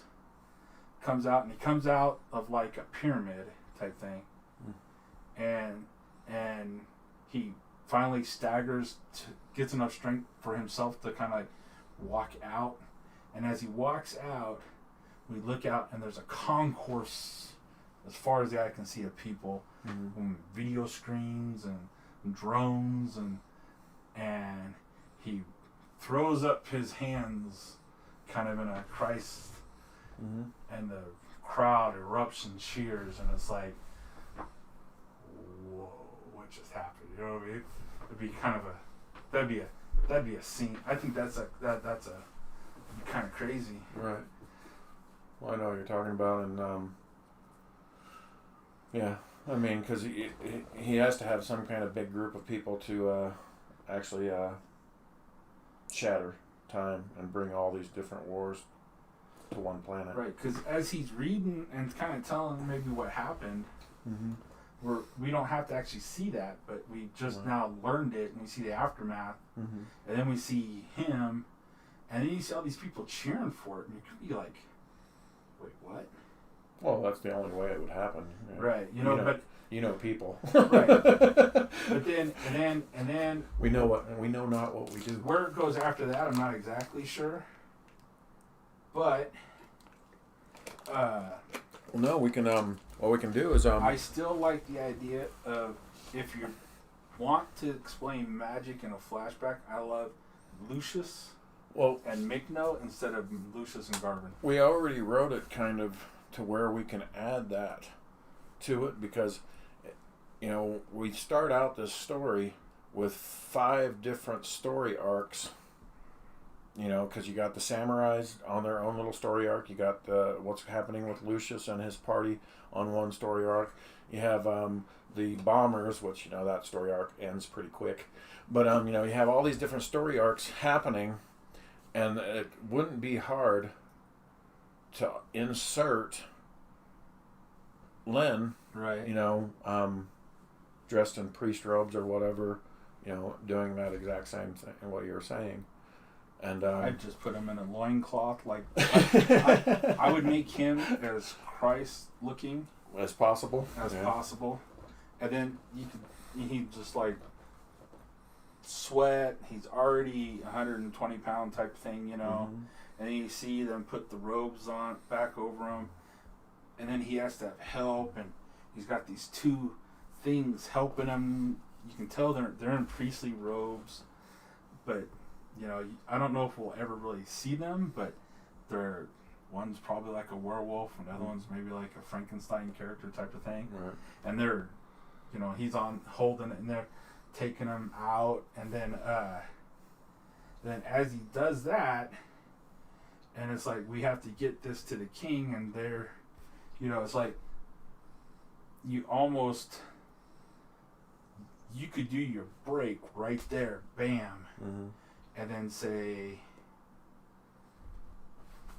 because actually, yeah,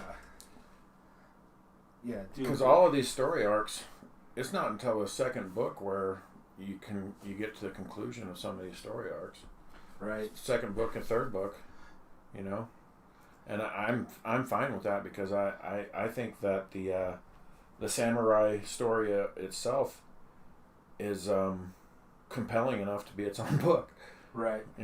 I just don't. I would change the initial fight with like the android. I would change it from the time shattering to the android being sent to hunt him for a specific reason or something. You know what I mean? Maybe. Because that's just a different viewpoint. Yeah, it's just a different view. This is the idea that we've already seen the shattered time. We already know what happened, so it shouldn't be. Because I don't know whether I want to show a viewpoint from the android's point of view. Well, no, but I mean, like, he could be hunted by it. Well, they are. Spoiler alert. but you know what I mean, though. Instead of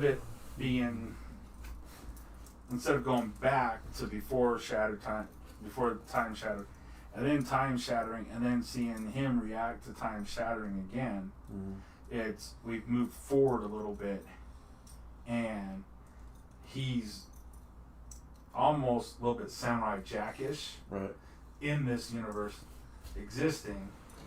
I just wonder if anybody understands what the fuck we're talking about. It's like we're speaking our own language over here, and everybody's like, what? Huh? Right. But yeah. But that's why we get to do the talking. Well, it's funny because, hopefully one of these days, we might be dead by then, but it'll be funny to actually have other people talking about this crap, and hopefully it'd be fun. It'll be real surreal to sit here and watch another podcast do reviews or have two guys sitting trying to go, well, weren't they really talking about this, or wasn't this supposed to be happening, and blah blah blah blah blah. Because trying to explain our own philosophies back to us and our own soap opera. Yeah. Because really, it's funny. When I first conceived of the whole shattered time thing, like I've said already on earlier podcasts, this is really, I was just wanting to create a world where, I could put an RPG, a role-playing game, where anybody could be anything they wanted to be. I wanted to create that world, and in order to do that, I had to come up with a reason of why it happened. But in that process, man, like I said, you get all these different story arcs of all these different characters, and pretty soon you do have this huge soap opera of 1,000 things going on at the same time, and when two people are talking about it, you can get lost so quick, listening to somebody and like, wait a second, you just talked about a character that I've never even heard of. Who was that? But it's not that surprising, because it's funny. My son will ask me all the time. He'll ask, "Have you ever heard of this character?" He talks to me about Marvel stuff because I'm a Marvel fanatic. I guess I'm not really a big DC guy, but he'll ask me about some character, and then I have to explain the backstory of that character and stuff, and it's funny. I'm just waiting for the day that some kids are talking about now who was Lucius again, or who was who was Dale, who just died in chapter 8 there, all that kind of stuff. I think it would, it's really funny, because Sometimes I they'll don't explain it to you. Sometimes I don't feel, in a lot of ways as a writer, I wrote that book and it seemed to just pour out of me. And when I read it, it sometimes feels brand new. That I'm actually reading somebody else's stuff, but I wrote it. You would think that when you write something down, you would know it word for word after you were done, but no, I don't remember. I mean, honestly, I know all the plot of this book that I'm reading, this book 1 of the Shattered Time novels. I know the plot, but some of these scenes, I honestly don't remember them. Because which is funny because then I remember I had a character that was a traitor, that gave them up to the Wood Watchers. I don't remember which one it was. I was just as surprised as everybody else that was listening that Dale was the traitor. I'm like, oh shit! Now I remember. Which is funny because I was reading through the novel, and then because like I said, I've been having these problems trying to figure out how to pace some of this stuff, and I went through all 8 of the graphic novels, and I wrote all the scene breaks, and remember, I came with a big list of these questions about, do you know that we don't see so-and-so until this book? Mm-hmm. And he's like, uh-huh. And I'm like, that doesn't make sense to me. And it's like, well, and he's like, well, that's because this happened. And it's like, but that doesn't happen over here in book 2 like it's supposed to happen. Oh yeah, I forgot. And I was like, well, what about this? And like, oh, that's supposed to happen. Oh wait. And then there's all these little things. It was like all of a sudden, it's like, oh, maybe I need to add that in. Mm-hmm. Oh, maybe I need to add that in. Oh. And it's like all of a sudden, hey, it's starting to make a little bit more sense. Mm-hmm. Because I read it, but then I didn't like. And that's why, here's a lesson for all you aspiring writers out there. It is so much easier to write a linear story, like I did for the first 4 novels, than to write one of these jumping back and forth, type stuff. I mean, I have to admit, I love Tarantino and his work, like in Pulp Fiction, where, my mom, being old school, she didn't really like the way that it would jump around to tell the story. And it's like, I thought that was really the best part. I had to do this to try to make sense of all the story breaks. Yep. I mean, I had to do the same damn thing. I don't think you did. Because I wanted to do it so I could make notes and then be able to like if I needed to. I haven't done it yet on here because I'm afraid to actually move it all around. But oh yeah. Well, what I wanted to do is I thought this was going to end up being a lot smaller than it was. I was going to put it up on the wall. Mm-hmm. And then I realized that when I printed it out like that and sitting here and it was too small to read. Right. And it was like, I was supposed to be able to sit in the chair, look at it all on the wall, and be able to be like, have my notes and be like, okay, well, what would happen if we took this one, this one, this one, and scrunched it in one scene?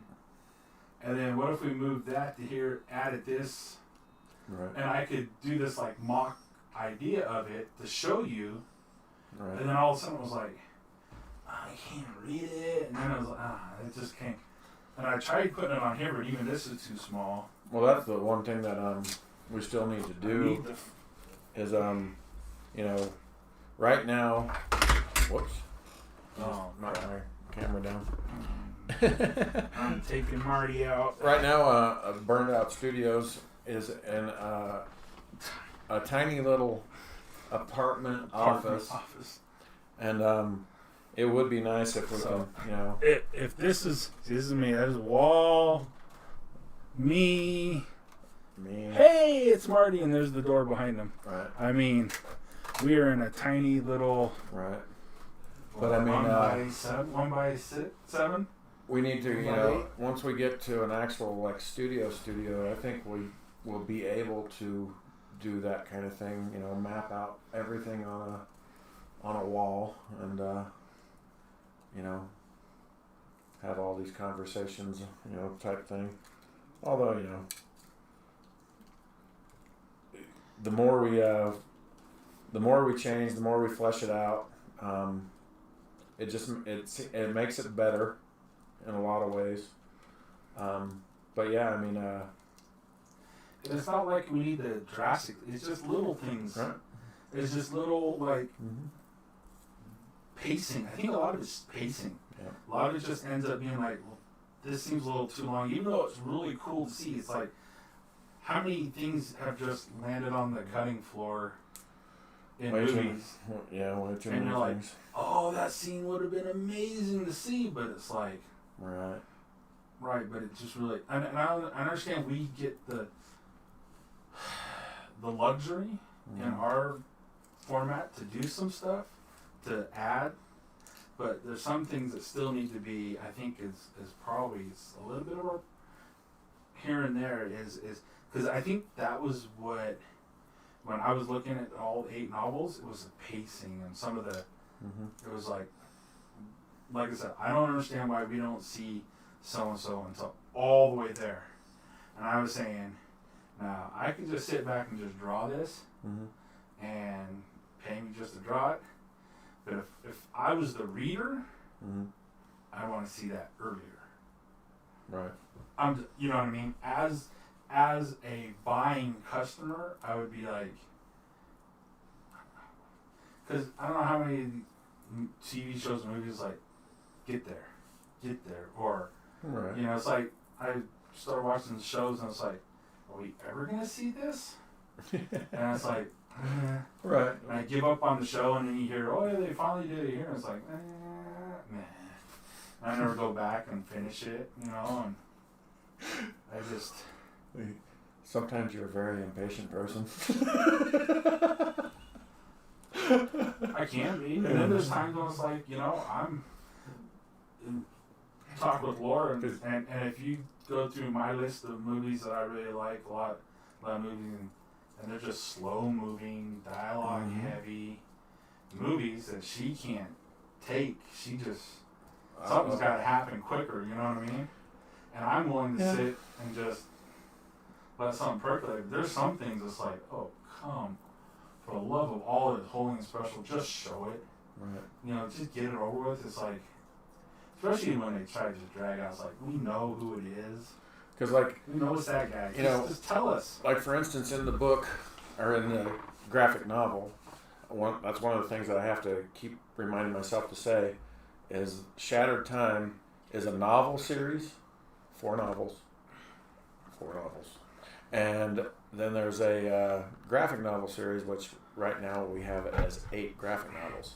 But anyway, but one of the things that he's talking about is, you know, there's certain characters that we meet right away that we've already met, Paul, Stellick, Stern, all those different characters that are in the novel, you know, because that's telling about the past, because it's a linear story that's following Lucius from a young man. When we first meet Lucius in the graphic novels, he's already an old man of, I can't even remember how old he is. He's an old man. You know, all the stories are told through flashbacks and stuff, and yeah, he goes back to the Elven Kingdom, and he finds all these people to help him on his war with Lynn, you know, because Lynn basically has taken over the world, you know. So he goes back and he grabs Stellick and he grabs, you know, and he gets Paul and all these people, and you know, to help him. But yeah, that you know, a lot of that stuff.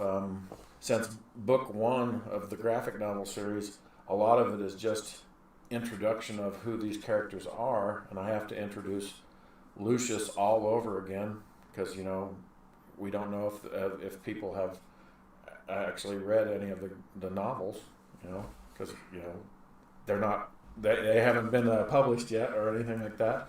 So you know, these people have to, you know, I have to go through all the introduction of who these people are, and yeah, Paul doesn't show up until what, book 2, 3, something like that.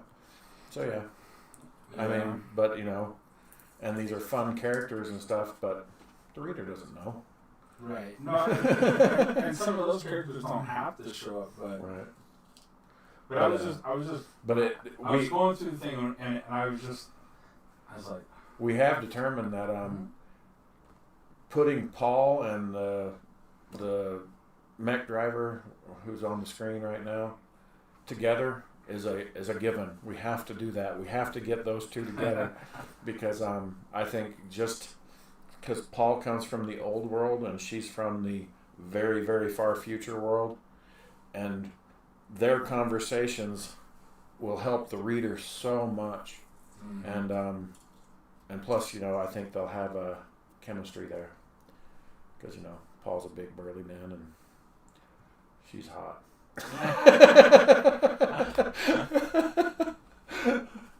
So yeah, I mean, I think that's a given because that's one of the things that I've always appreciated from so many movies and so many stories is the real story of what's going on in the world isn't told through these main characters. It's the little side characters and conversations that flesh out a world better than anything else. Another one of my favorite writers who does movies is Joss Whedon, and a lot of people don't know this. Is Joss Whedon? He was one of the original writers on Roseanne, which was one of my favorite TV shows when I was growing up. And no matter what anybody thinks about Roseanne Barr, I think she's a genius, honestly. You know, everybody else thinks he's racist for just one stupid comment.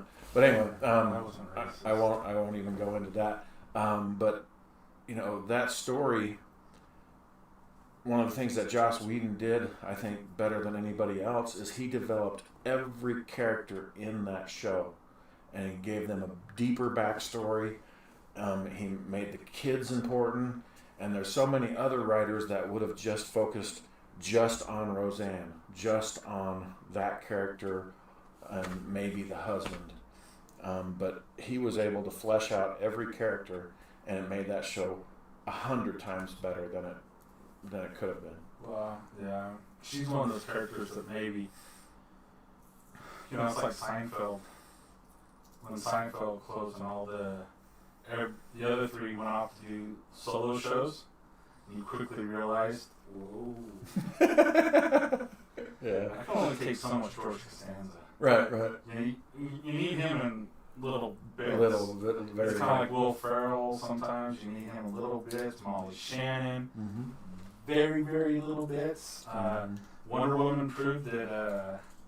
Kristen Wiig, little bits. Mm-hmm. You know, it's like. So for me, we see Roseanne about as much as I can tolerate. And sometimes. I honestly think the first Avengers movie, the way that he was able to spread that story out to where you got to know every character and how deep their backstory was, even if you didn't watch the Iron Man movies and all that kind of stuff, which of course I did. But Joss Whedon, I think, is just a genius at making sure everybody gets that big picture, and a lot of times it's just those. I mean, he was able to even flesh out that character of who's I can't remember, Colton, the the one that dies. I mean, you just have to give it to him as a writer of, oh my God, he can create these really deep backstories for all these characters that really don't matter. But that's I mean, you know, every writer has their tool that they use, probably too much, and that is one of his things is he likes to make the viewers fall in love with the character, like Agent Coulson, and then he kills them off. Because he's done that with a bunch of different, you know. Because one of my favorite things that he ever did was, some people know what this is and some people don't. It's Dr. Horrible's sing-along blog, and he has a character in there that you fall in love with, and then he kills her off at the end. You know, that's his thing. But anyway, so yeah. But you know, I think you know, once people get into book 1, and you know, it'll just jump right into book 2. The thing that is people are going to have trouble with is I'm sorry, I just can't do this. I'm not that good of. You can't just pick up book 3 and expect to know what the hell's going on. I'm sorry, it's just not going to work that way. You will need to read this graphic novel series from book 1 all the way to book 8, because some of these things, the big reveal, it doesn't happen until the next book. Right. You know? Yeah, some of that stuff, yeah. You know, it's just like it is supposed to be like one long, but Super we've long, broken yeah. it up into 8 books, 8 books because and we don't even know if it's going to be 8 books. It could be 9 books. yeah, it could actually be longer. I mean, I don't know. Because yeah, I mean, I've told him if he actually wanted to do the novels broken down, probably be about 18, 16 books. I mean, like 100 pages. It'd be big, but that's okay. But yeah, but like coming from, like, once again, from an outside source looking at it, it's like, I also want to come from putting money on it, you know? It's like, I asked him last week, you know, what do you buy? You know, how many comics are you buying right now? It's like, Right now, nothing. well, but it's just like, when I was breaking it down, I was reading it, it's like, if I was spending my money on this, what would I need to see? And so that's kind of what I was coming at with some of this stuff when I say things. It's like otherwise I don't want to just like put something out and then be like, well, it's not like I'd buy it, but I want you to buy it. You know what I mean? So I want to put out stuff. Like, there's a guy out there right now who's making books, and it's like he's trying to make the books that he would want to buy. You know what I mean? It's like, well, that's and then hopefully you'll want to buy them too. It's just so. Well, otherwise, you're just me too. I mean, pencil for hire, and that I don't want to just be a pencil for hire. I mean, if you think about it, what we're doing more than anything else is we're trying to make something that's in our head as a fluid motion picture. I mean, that's the way we see things, and put it down on paper. And I think that in a lot of ways we've, you know, because you've actually had people tell you, well, this looks more like a movie than a comic book. And I'm like, when I hear that, I immediately go, fuck yeah, it does. And that's on purpose. For all those people that are like, no, we want it to be more superhero-y or blah, blah, blah, blah, blah, immediately I say, fuck you, that's not what I'm going for. This is a novel transferred into a graphic novel form, and it's gotta feel like a movie. That's what I want it to feel like. Okay. You know, I don't, you know, it's like all these people, no, we need it to feel like this and blah, blah, blah, blah, blah. It's like, no. Comic books are changing, and especially with, you know, one of the best movies of last year, no matter how many people say differently, is Spider-Man Into the Spider-Verse, where they were actually able to take a comic book format and transform it to where it still felt like a comic book and it still felt like animation all together, and I thought that was really genius. But yeah, what I want this to feel like is that you're reading a movie. It wasn't just genius, it was... Into the Spider-Verse was phenomenal. I mean, barring the story, I watched that movie just for the simple pleasure of feeling like a comic book coming to life. And every time I watch it, it's like, can they just throw the X-Men at those two guys that made that? It's like, please do this Can you just do this give right? them the classic uncanny X-Men? Right. You know, the Wolverine, Rogue, Cyclops, Colossus, Cyclops, Right. Storm. Yeah. Could you imagine? Actually, not, could you you don't, imagine you don't if need those? Cyclops, just Storm.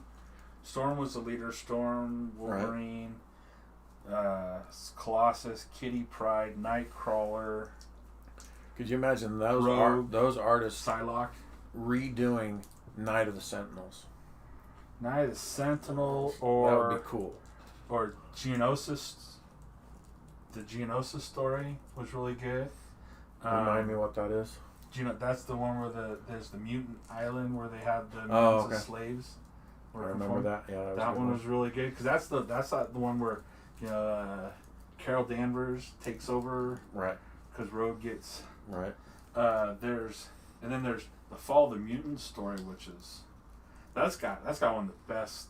Oh gosh, the Blob Mm-hmm. comes just sailing down from the top of a skyscraper and just flattens Wolverine. Mm-hmm. I mean, just almost splats him. Mm-hmm. You know, and he's like, "Don't worry, your little buddy's still alive. I can feel him squirming down there." You know, and finally Wolverine's able to work his hand up. Right. You know, I love that stuff, man. Right.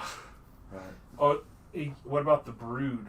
Right. The Uncanny X, the one with the Brood. You know, where Wolverine tracks down that guy, and he's got the claw one up on either side. And there's only two things for certain in life: death and taxes. This ain't taxes. You know, and just as he's about ready to pop that middle claw, the Brood takes over on him. Right. And he's like, and he's fighting it, and just as it's about ready to, his healing factor kicks in and expels the Brood embryo out of him and stuff. And it's like, damn, that story is awesome. Yeah, I like the Brood one a lot. And then there's the one where, with Longshot in it, you know, and Rogue, and they're fighting the Juggernaut. I remember that. Love that one. Yep. It's like that group of X-Men. Give that to those two guys, that Lord Miller, I think is who did it, and just say, Do this as an anime. have at it, and oh man. But I mean, that is kind of funny because you know, in other countries, other cultures like in Japan, animation is something adults watch. It's not for kids. Mm-hmm. Here, animation has always been for kids, but I think that Into the Spider-Verse movie kicked it out of the hands of kids, and hopefully for good, because Anime yes. is taking a very good hold here. right. So there's a whole generation of kids growing up now Mm-hmm. who are watching anime and realizing they're anime for adults, Mm-hmm. not adult XXXX, Right. but adult themed storylines, and they're starting to realize, oh wow, you know, and Mm-hmm.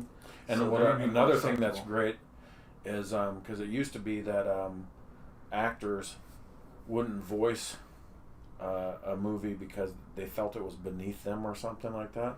But Mhm. now, you know, you got people that really, really want to do these projects. yeah, not only really want to do them, but there's a whole subclass of really decent TV actors that do tons of different voice work. Mhm. I mean, Clancy Brown has been he's all over the voice acting world. And the best one, or the best Joker so far, is Mark Hamill. Mark Hamill, Michael Dorn. I mean, there's a ton of guys out there, ton of people, and you know, you go back to something like Princess Mononoke, you know, and they had Billy Bob Thornton, Minnie Driver. Yeah. In that, what the difference though with that one was is they actually had them do the Japanese rhyming style, which it's very tough. That's the hard part, is that I didn't know until then, but they actually talk in a certain way. It's almost like they're Shakespeare. Right. And so when you hear anime and you're wondering why it's kind of weird sometimes, or especially when it's translated in English, you're like, why do they talk like that? Well, that's their form of Shakespeare. Right. It's supposed to be, I don't know, almost like 5 words per line. Poetry, right? You know, boom, boom, boom, boom. Yeah, and so when they voiced it, it was like you thought you were gonna get the Western style voicing, but it's just like, whoa, that was weird. It's they still did it in the anime style, Yeah. but it was great because they're just so good. That's, you know, it is kind of cool that we're doing this nowadays versus in the past, because I don't know if how this whole thing would translate back then. Well, the story. Yeah, our story. I think people still dig it. It's just you know, one thing, as always, you know, our brain's always turning, especially when we say things. It was like, it would almost be interesting to just as the story is a mashup of genres. Mm-hmm. It's almost like it'd be interesting to switch genres in the books. Type it. It's You like, mean the feel of it? yeah. Well, it's funny because gotta Play with it, you know what I mean? 'Cause you know how I was talking about the other story that I was working on. The idea is make one book like a train robbery book. The next book's gonna be this, and Right. it's almost like an episode thing. But it'd be interesting that one book is. Well, I know what you is mean. Lord of the Rings, but then the next book has the feel of RoboCop. Then the next book has the feel of Right. Well, it's Jason and the Argonauts growing up, you know. It's funny because we you know, because in the book itself, one of the things that we've talked about before is you know, when you're going from scene to scene, one of the things that I'd love for a colorist to do, if we ever find one of those, is, you know, when we have like the samurai, because we have all these different story arcs going on, when we have like the samurai, you know, scenes, I'd like that to be a kind of its own little color palette. Oh, That way it sets it apart from the next scene, which is, you know, switches over to like the bombers or something, you know. And that way, you know, just with color, we'll be able to, you know, separate those genres or you know, scenes. But it's funny that you say that, because that immediately reminded me of, and I feel like a broken record for saying it, but, you know, Tarantino, when he did Kill Bill, the first one, he wanted it to feel like anime, and it did. And then the second one, he kind of went with an Old West theme, or he wanted to feel that gritty Old Western type thing, which is kind of funny. I don't know why he necessarily went with that, but it worked. I think he was trying to mash the two. Mm-hmm. You know, because he was. It is an Old West story, Mm-hmm. but because of all the kung fu and karate in it, it's Asian in Right. theme. So I think that was a way to meld the two. So it gives that side a comfort feeling, gives this side a comfort feeling. It melds the two together. Right. Have you watched The Good, the Bad, the Weird? It's a Korean Western. Shit, no. And that's kind of funny that, you know. If you haven't, track it down. It is really good. Because that sounds like something I would enjoy. Oh, and it's really good. I mean, the characters on it are actually really, really good. And it's just it's a little hyperbolic, you know, and just Asian on wires enough. Mm-hmm. Not that they're on wires, I think, but just Asianing on wires enough to make you like, and then just Western enough to be like, yeah, you know, it's just like, it's a really good movie. Right. The Good, the Bad, the Weird. Good, the bad, the weird. Never even heard of it. Really? No. Oh man, I tell you. But that's, you know, that's one of the problems of not having TV anymore. I mean, I just watch Netflix, and although Amazon Prime, they force a lot of commercials on you. Yeah. you think you can get away from it, but you can't. Ah. But yeah.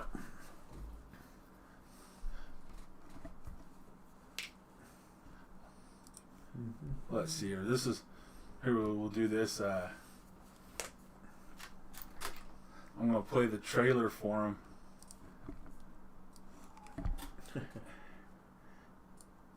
Still driving the old model, huh? I've been looking, but I just need someone to tell me what a good price is. Sorry, ad. Just use Commercial. Auto Trader. It's the only one with Kelly Blue Book. So Tells you if the they price can is see this? No, Oh. they'll only be able to hear it. I like IFC.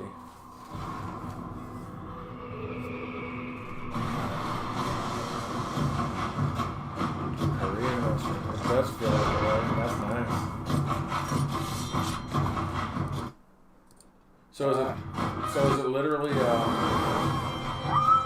Dang it! I need to lower the volume. They're probably blowing people's ears out. huh. Sorry, So is this a retelling of Good Bad and the Ugly or what? kinda, Okay.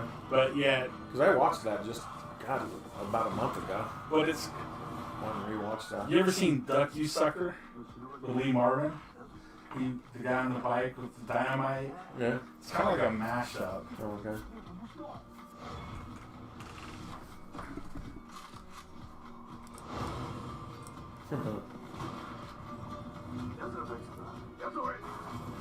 Wow. I had North Koreans and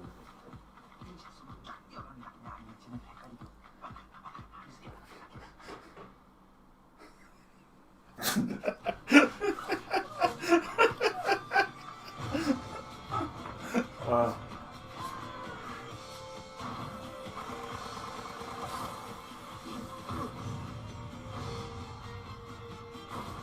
Huh.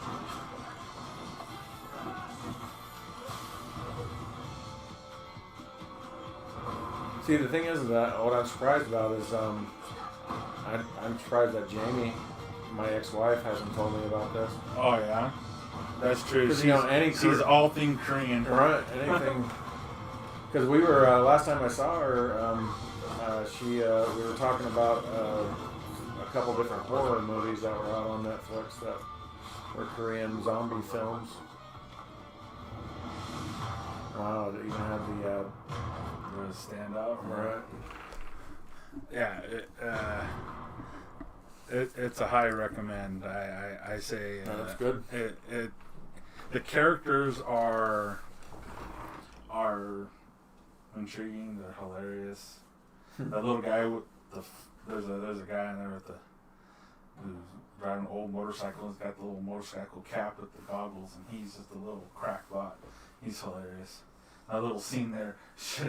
Should I run in a straight line or zigzag and try to throw him off? The guy just looks at him like, Right. I really don't care. Yeah. I guess he didn't want to be called ugly, huh? You want to be called weird and Weird instead of ugly. Huh. Yeah. That's funny. Well, I'm gonna go and try and figure out how to get these T-shirts locally made because, like I said, I know a company here that can do it. But yeah, hopefully get a couple of those. They can get them made. It's just if we do them on demand, then we don't have to store them. Right. No, I'm just talking about for me. Oh, for you. Yeah. I'll get you some if you want. But Because, you'll need a file for them to do it off of. You might have to give them a PNG file. Right. Yep. So they can separate, like what Laura did. She just used that picture and didn't realize the background had a color for our shirts. Right. And so therefore it has the square around it instead of just, because I could take that off, save just the birds themselves the way they were and the wording, and say that with a transparent background, Right. as what's called the PNG file, and then they would have printed. It would have just used the background of the shirt. Sure. So Yeah. yeah. But yeah, I mean, But I'll try to set up a web store, not a web store, but like a print-on-demand store, and then see if we can get some shirts done mm-hmm. for our amazing 0 viewers. Well, But hopefully, that's just you know, Twitch, right? No, this was YouTube. We're YouTube live. Yeah, we were YouTube live. I was hoping maybe since we seem to have more viewers on YouTube. Well, yeah, but I think that's, you know, because people view at their own leisure. Right, but I was just hoping maybe, you know, they got a notification for it that we were live, that they might jump on for a minute or two Yeah. and say hi and interact. And I was hoping to get a little more Well, yeah. interaction Right. I mean, from our followers. lately, Hit like, subscribe, so that when you do go live, you can jump on and say hi. right. I mean, lately we've been doing it usually on what we've been doing mostly Wednesdays, right? We've been mostly doing Wednesday, somewhere between 2 to, this was what, about 4:30? Yeah. 4? So yeah, that's, you know, and we can't make any promises because, you know, you never know. 'Cause I had to go to a stupid meeting at work today before I came here. Right. And then if COVID still keeps hitting us the way it is, then my wife's schedule is more open. But if it starts to ease up, then she'll get inundated with stuff. So people like catering. Right. Yeah. It's amazing how much money is being thrown out there in business worlds that something like catering has corporately has become such a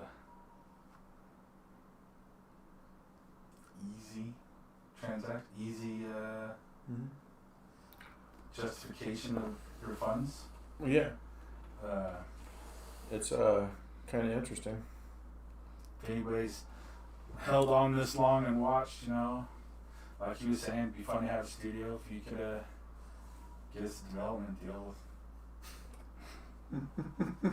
with Amazon. We'll take a little bit of cheddar that we could set up a studio Yeah. and start working on this more full time. Yeah. It's like yesterday. So yesterday, Laura had to be in at 8, so I was up at 7.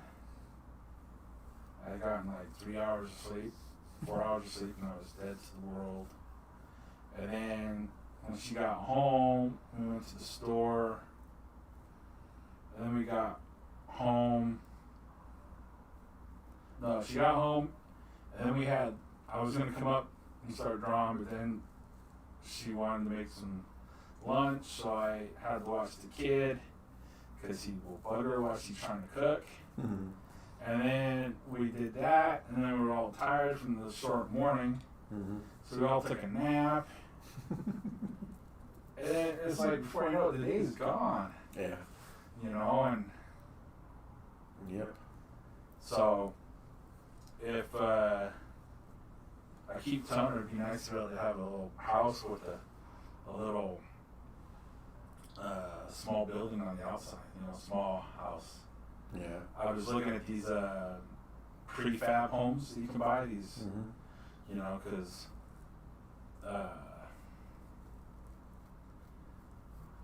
get your own little piece of land, put a prefab home, and you can get about the same amount of money. Mm-hmm. Maybe you won't get as big a house, Mm-hmm. but you'll get newer stuff. Right. But what's interesting about a lot of these prefab places is they also sell these like little. One place had a little 500 square foot place that will have a kitchen and like a studio room. And if I could put that on the outside in the backyard type thing, they could have an outdoor studio that I get up and go to work to, Mm-hmm. which would be pretty cool. Yeah. And we could have that set up with the cameras all ready, you know, and I almost thought about doing it the way there used to be an old podcast called Dig, where Kevin Rose and Alex Albert, they would just sit on the couch together and talk. You know, they would talk. You know, they'd have to look like this every now and then. You know, but that wasn't bad. But it was like just one camera right in front, and they were just sitting on the couch. Right. And they would talk their stuff. Do that, or we could still do 2 different chairs with 2 different cameras coming at. That's fine too. I don't mind. But what would be kind of cool with an area like that is I could have my desk set up in one section. I could have a couch set up with a screen, with a TV.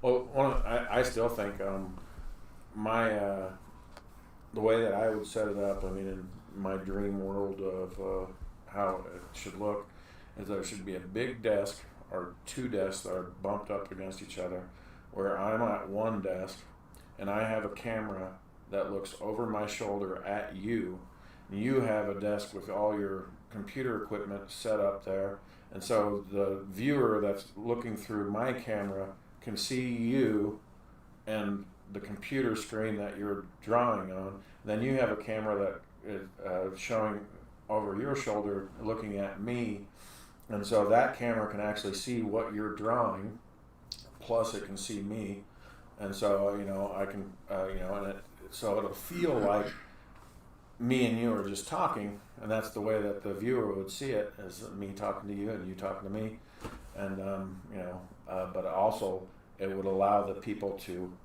physically look over your shoulder as you're drawing as well. It's kind of tough with the screens since they're lit. Right. To get the and also you have to have a good enough camera Right.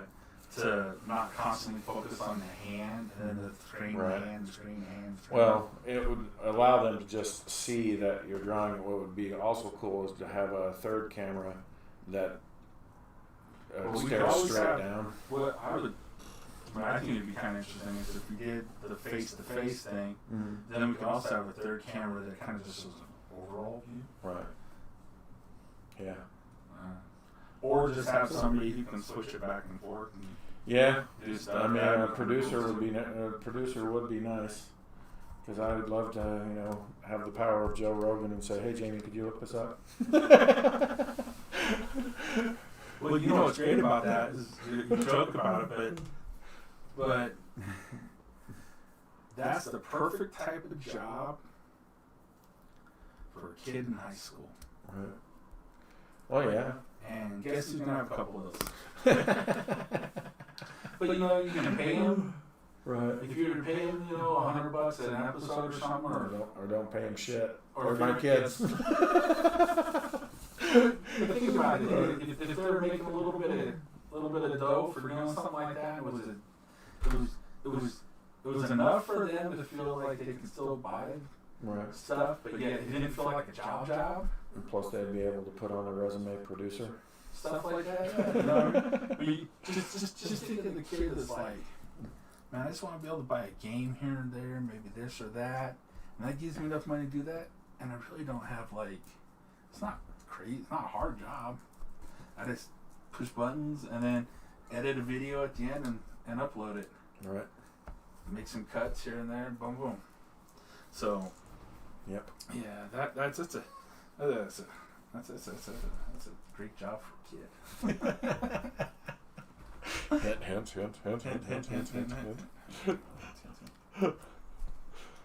So how much time did we kill? 2 hours and 48 minutes. Yep. Sounds about right. Yeah. That's cool. Another one in the can. And once again, Although most people don't even know what that means anymore. we know that I don't know what that means.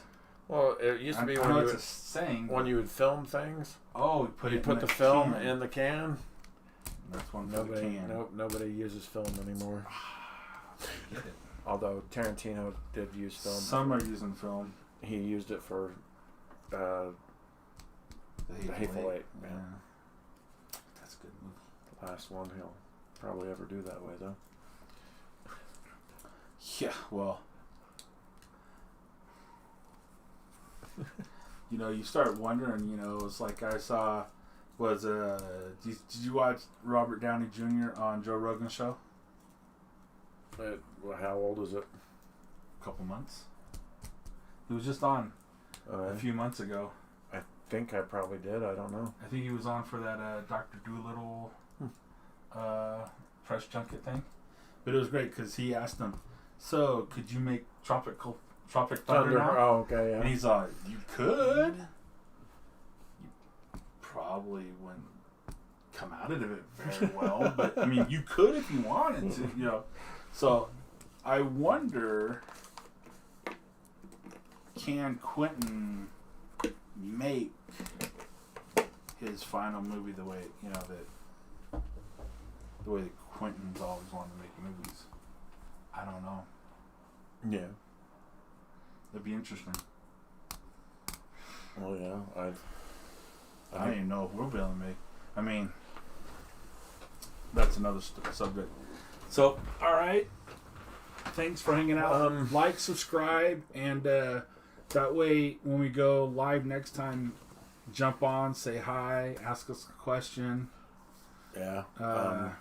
Now ask us, what the hell are you guys talking about? I don't know if I don't know what my schedule is for next week. I'll have to figure it out. But anyway, burnedoutstudios.com. Go there. We're still putting that together, honestly. But you know, sounds like we have a link from there to here.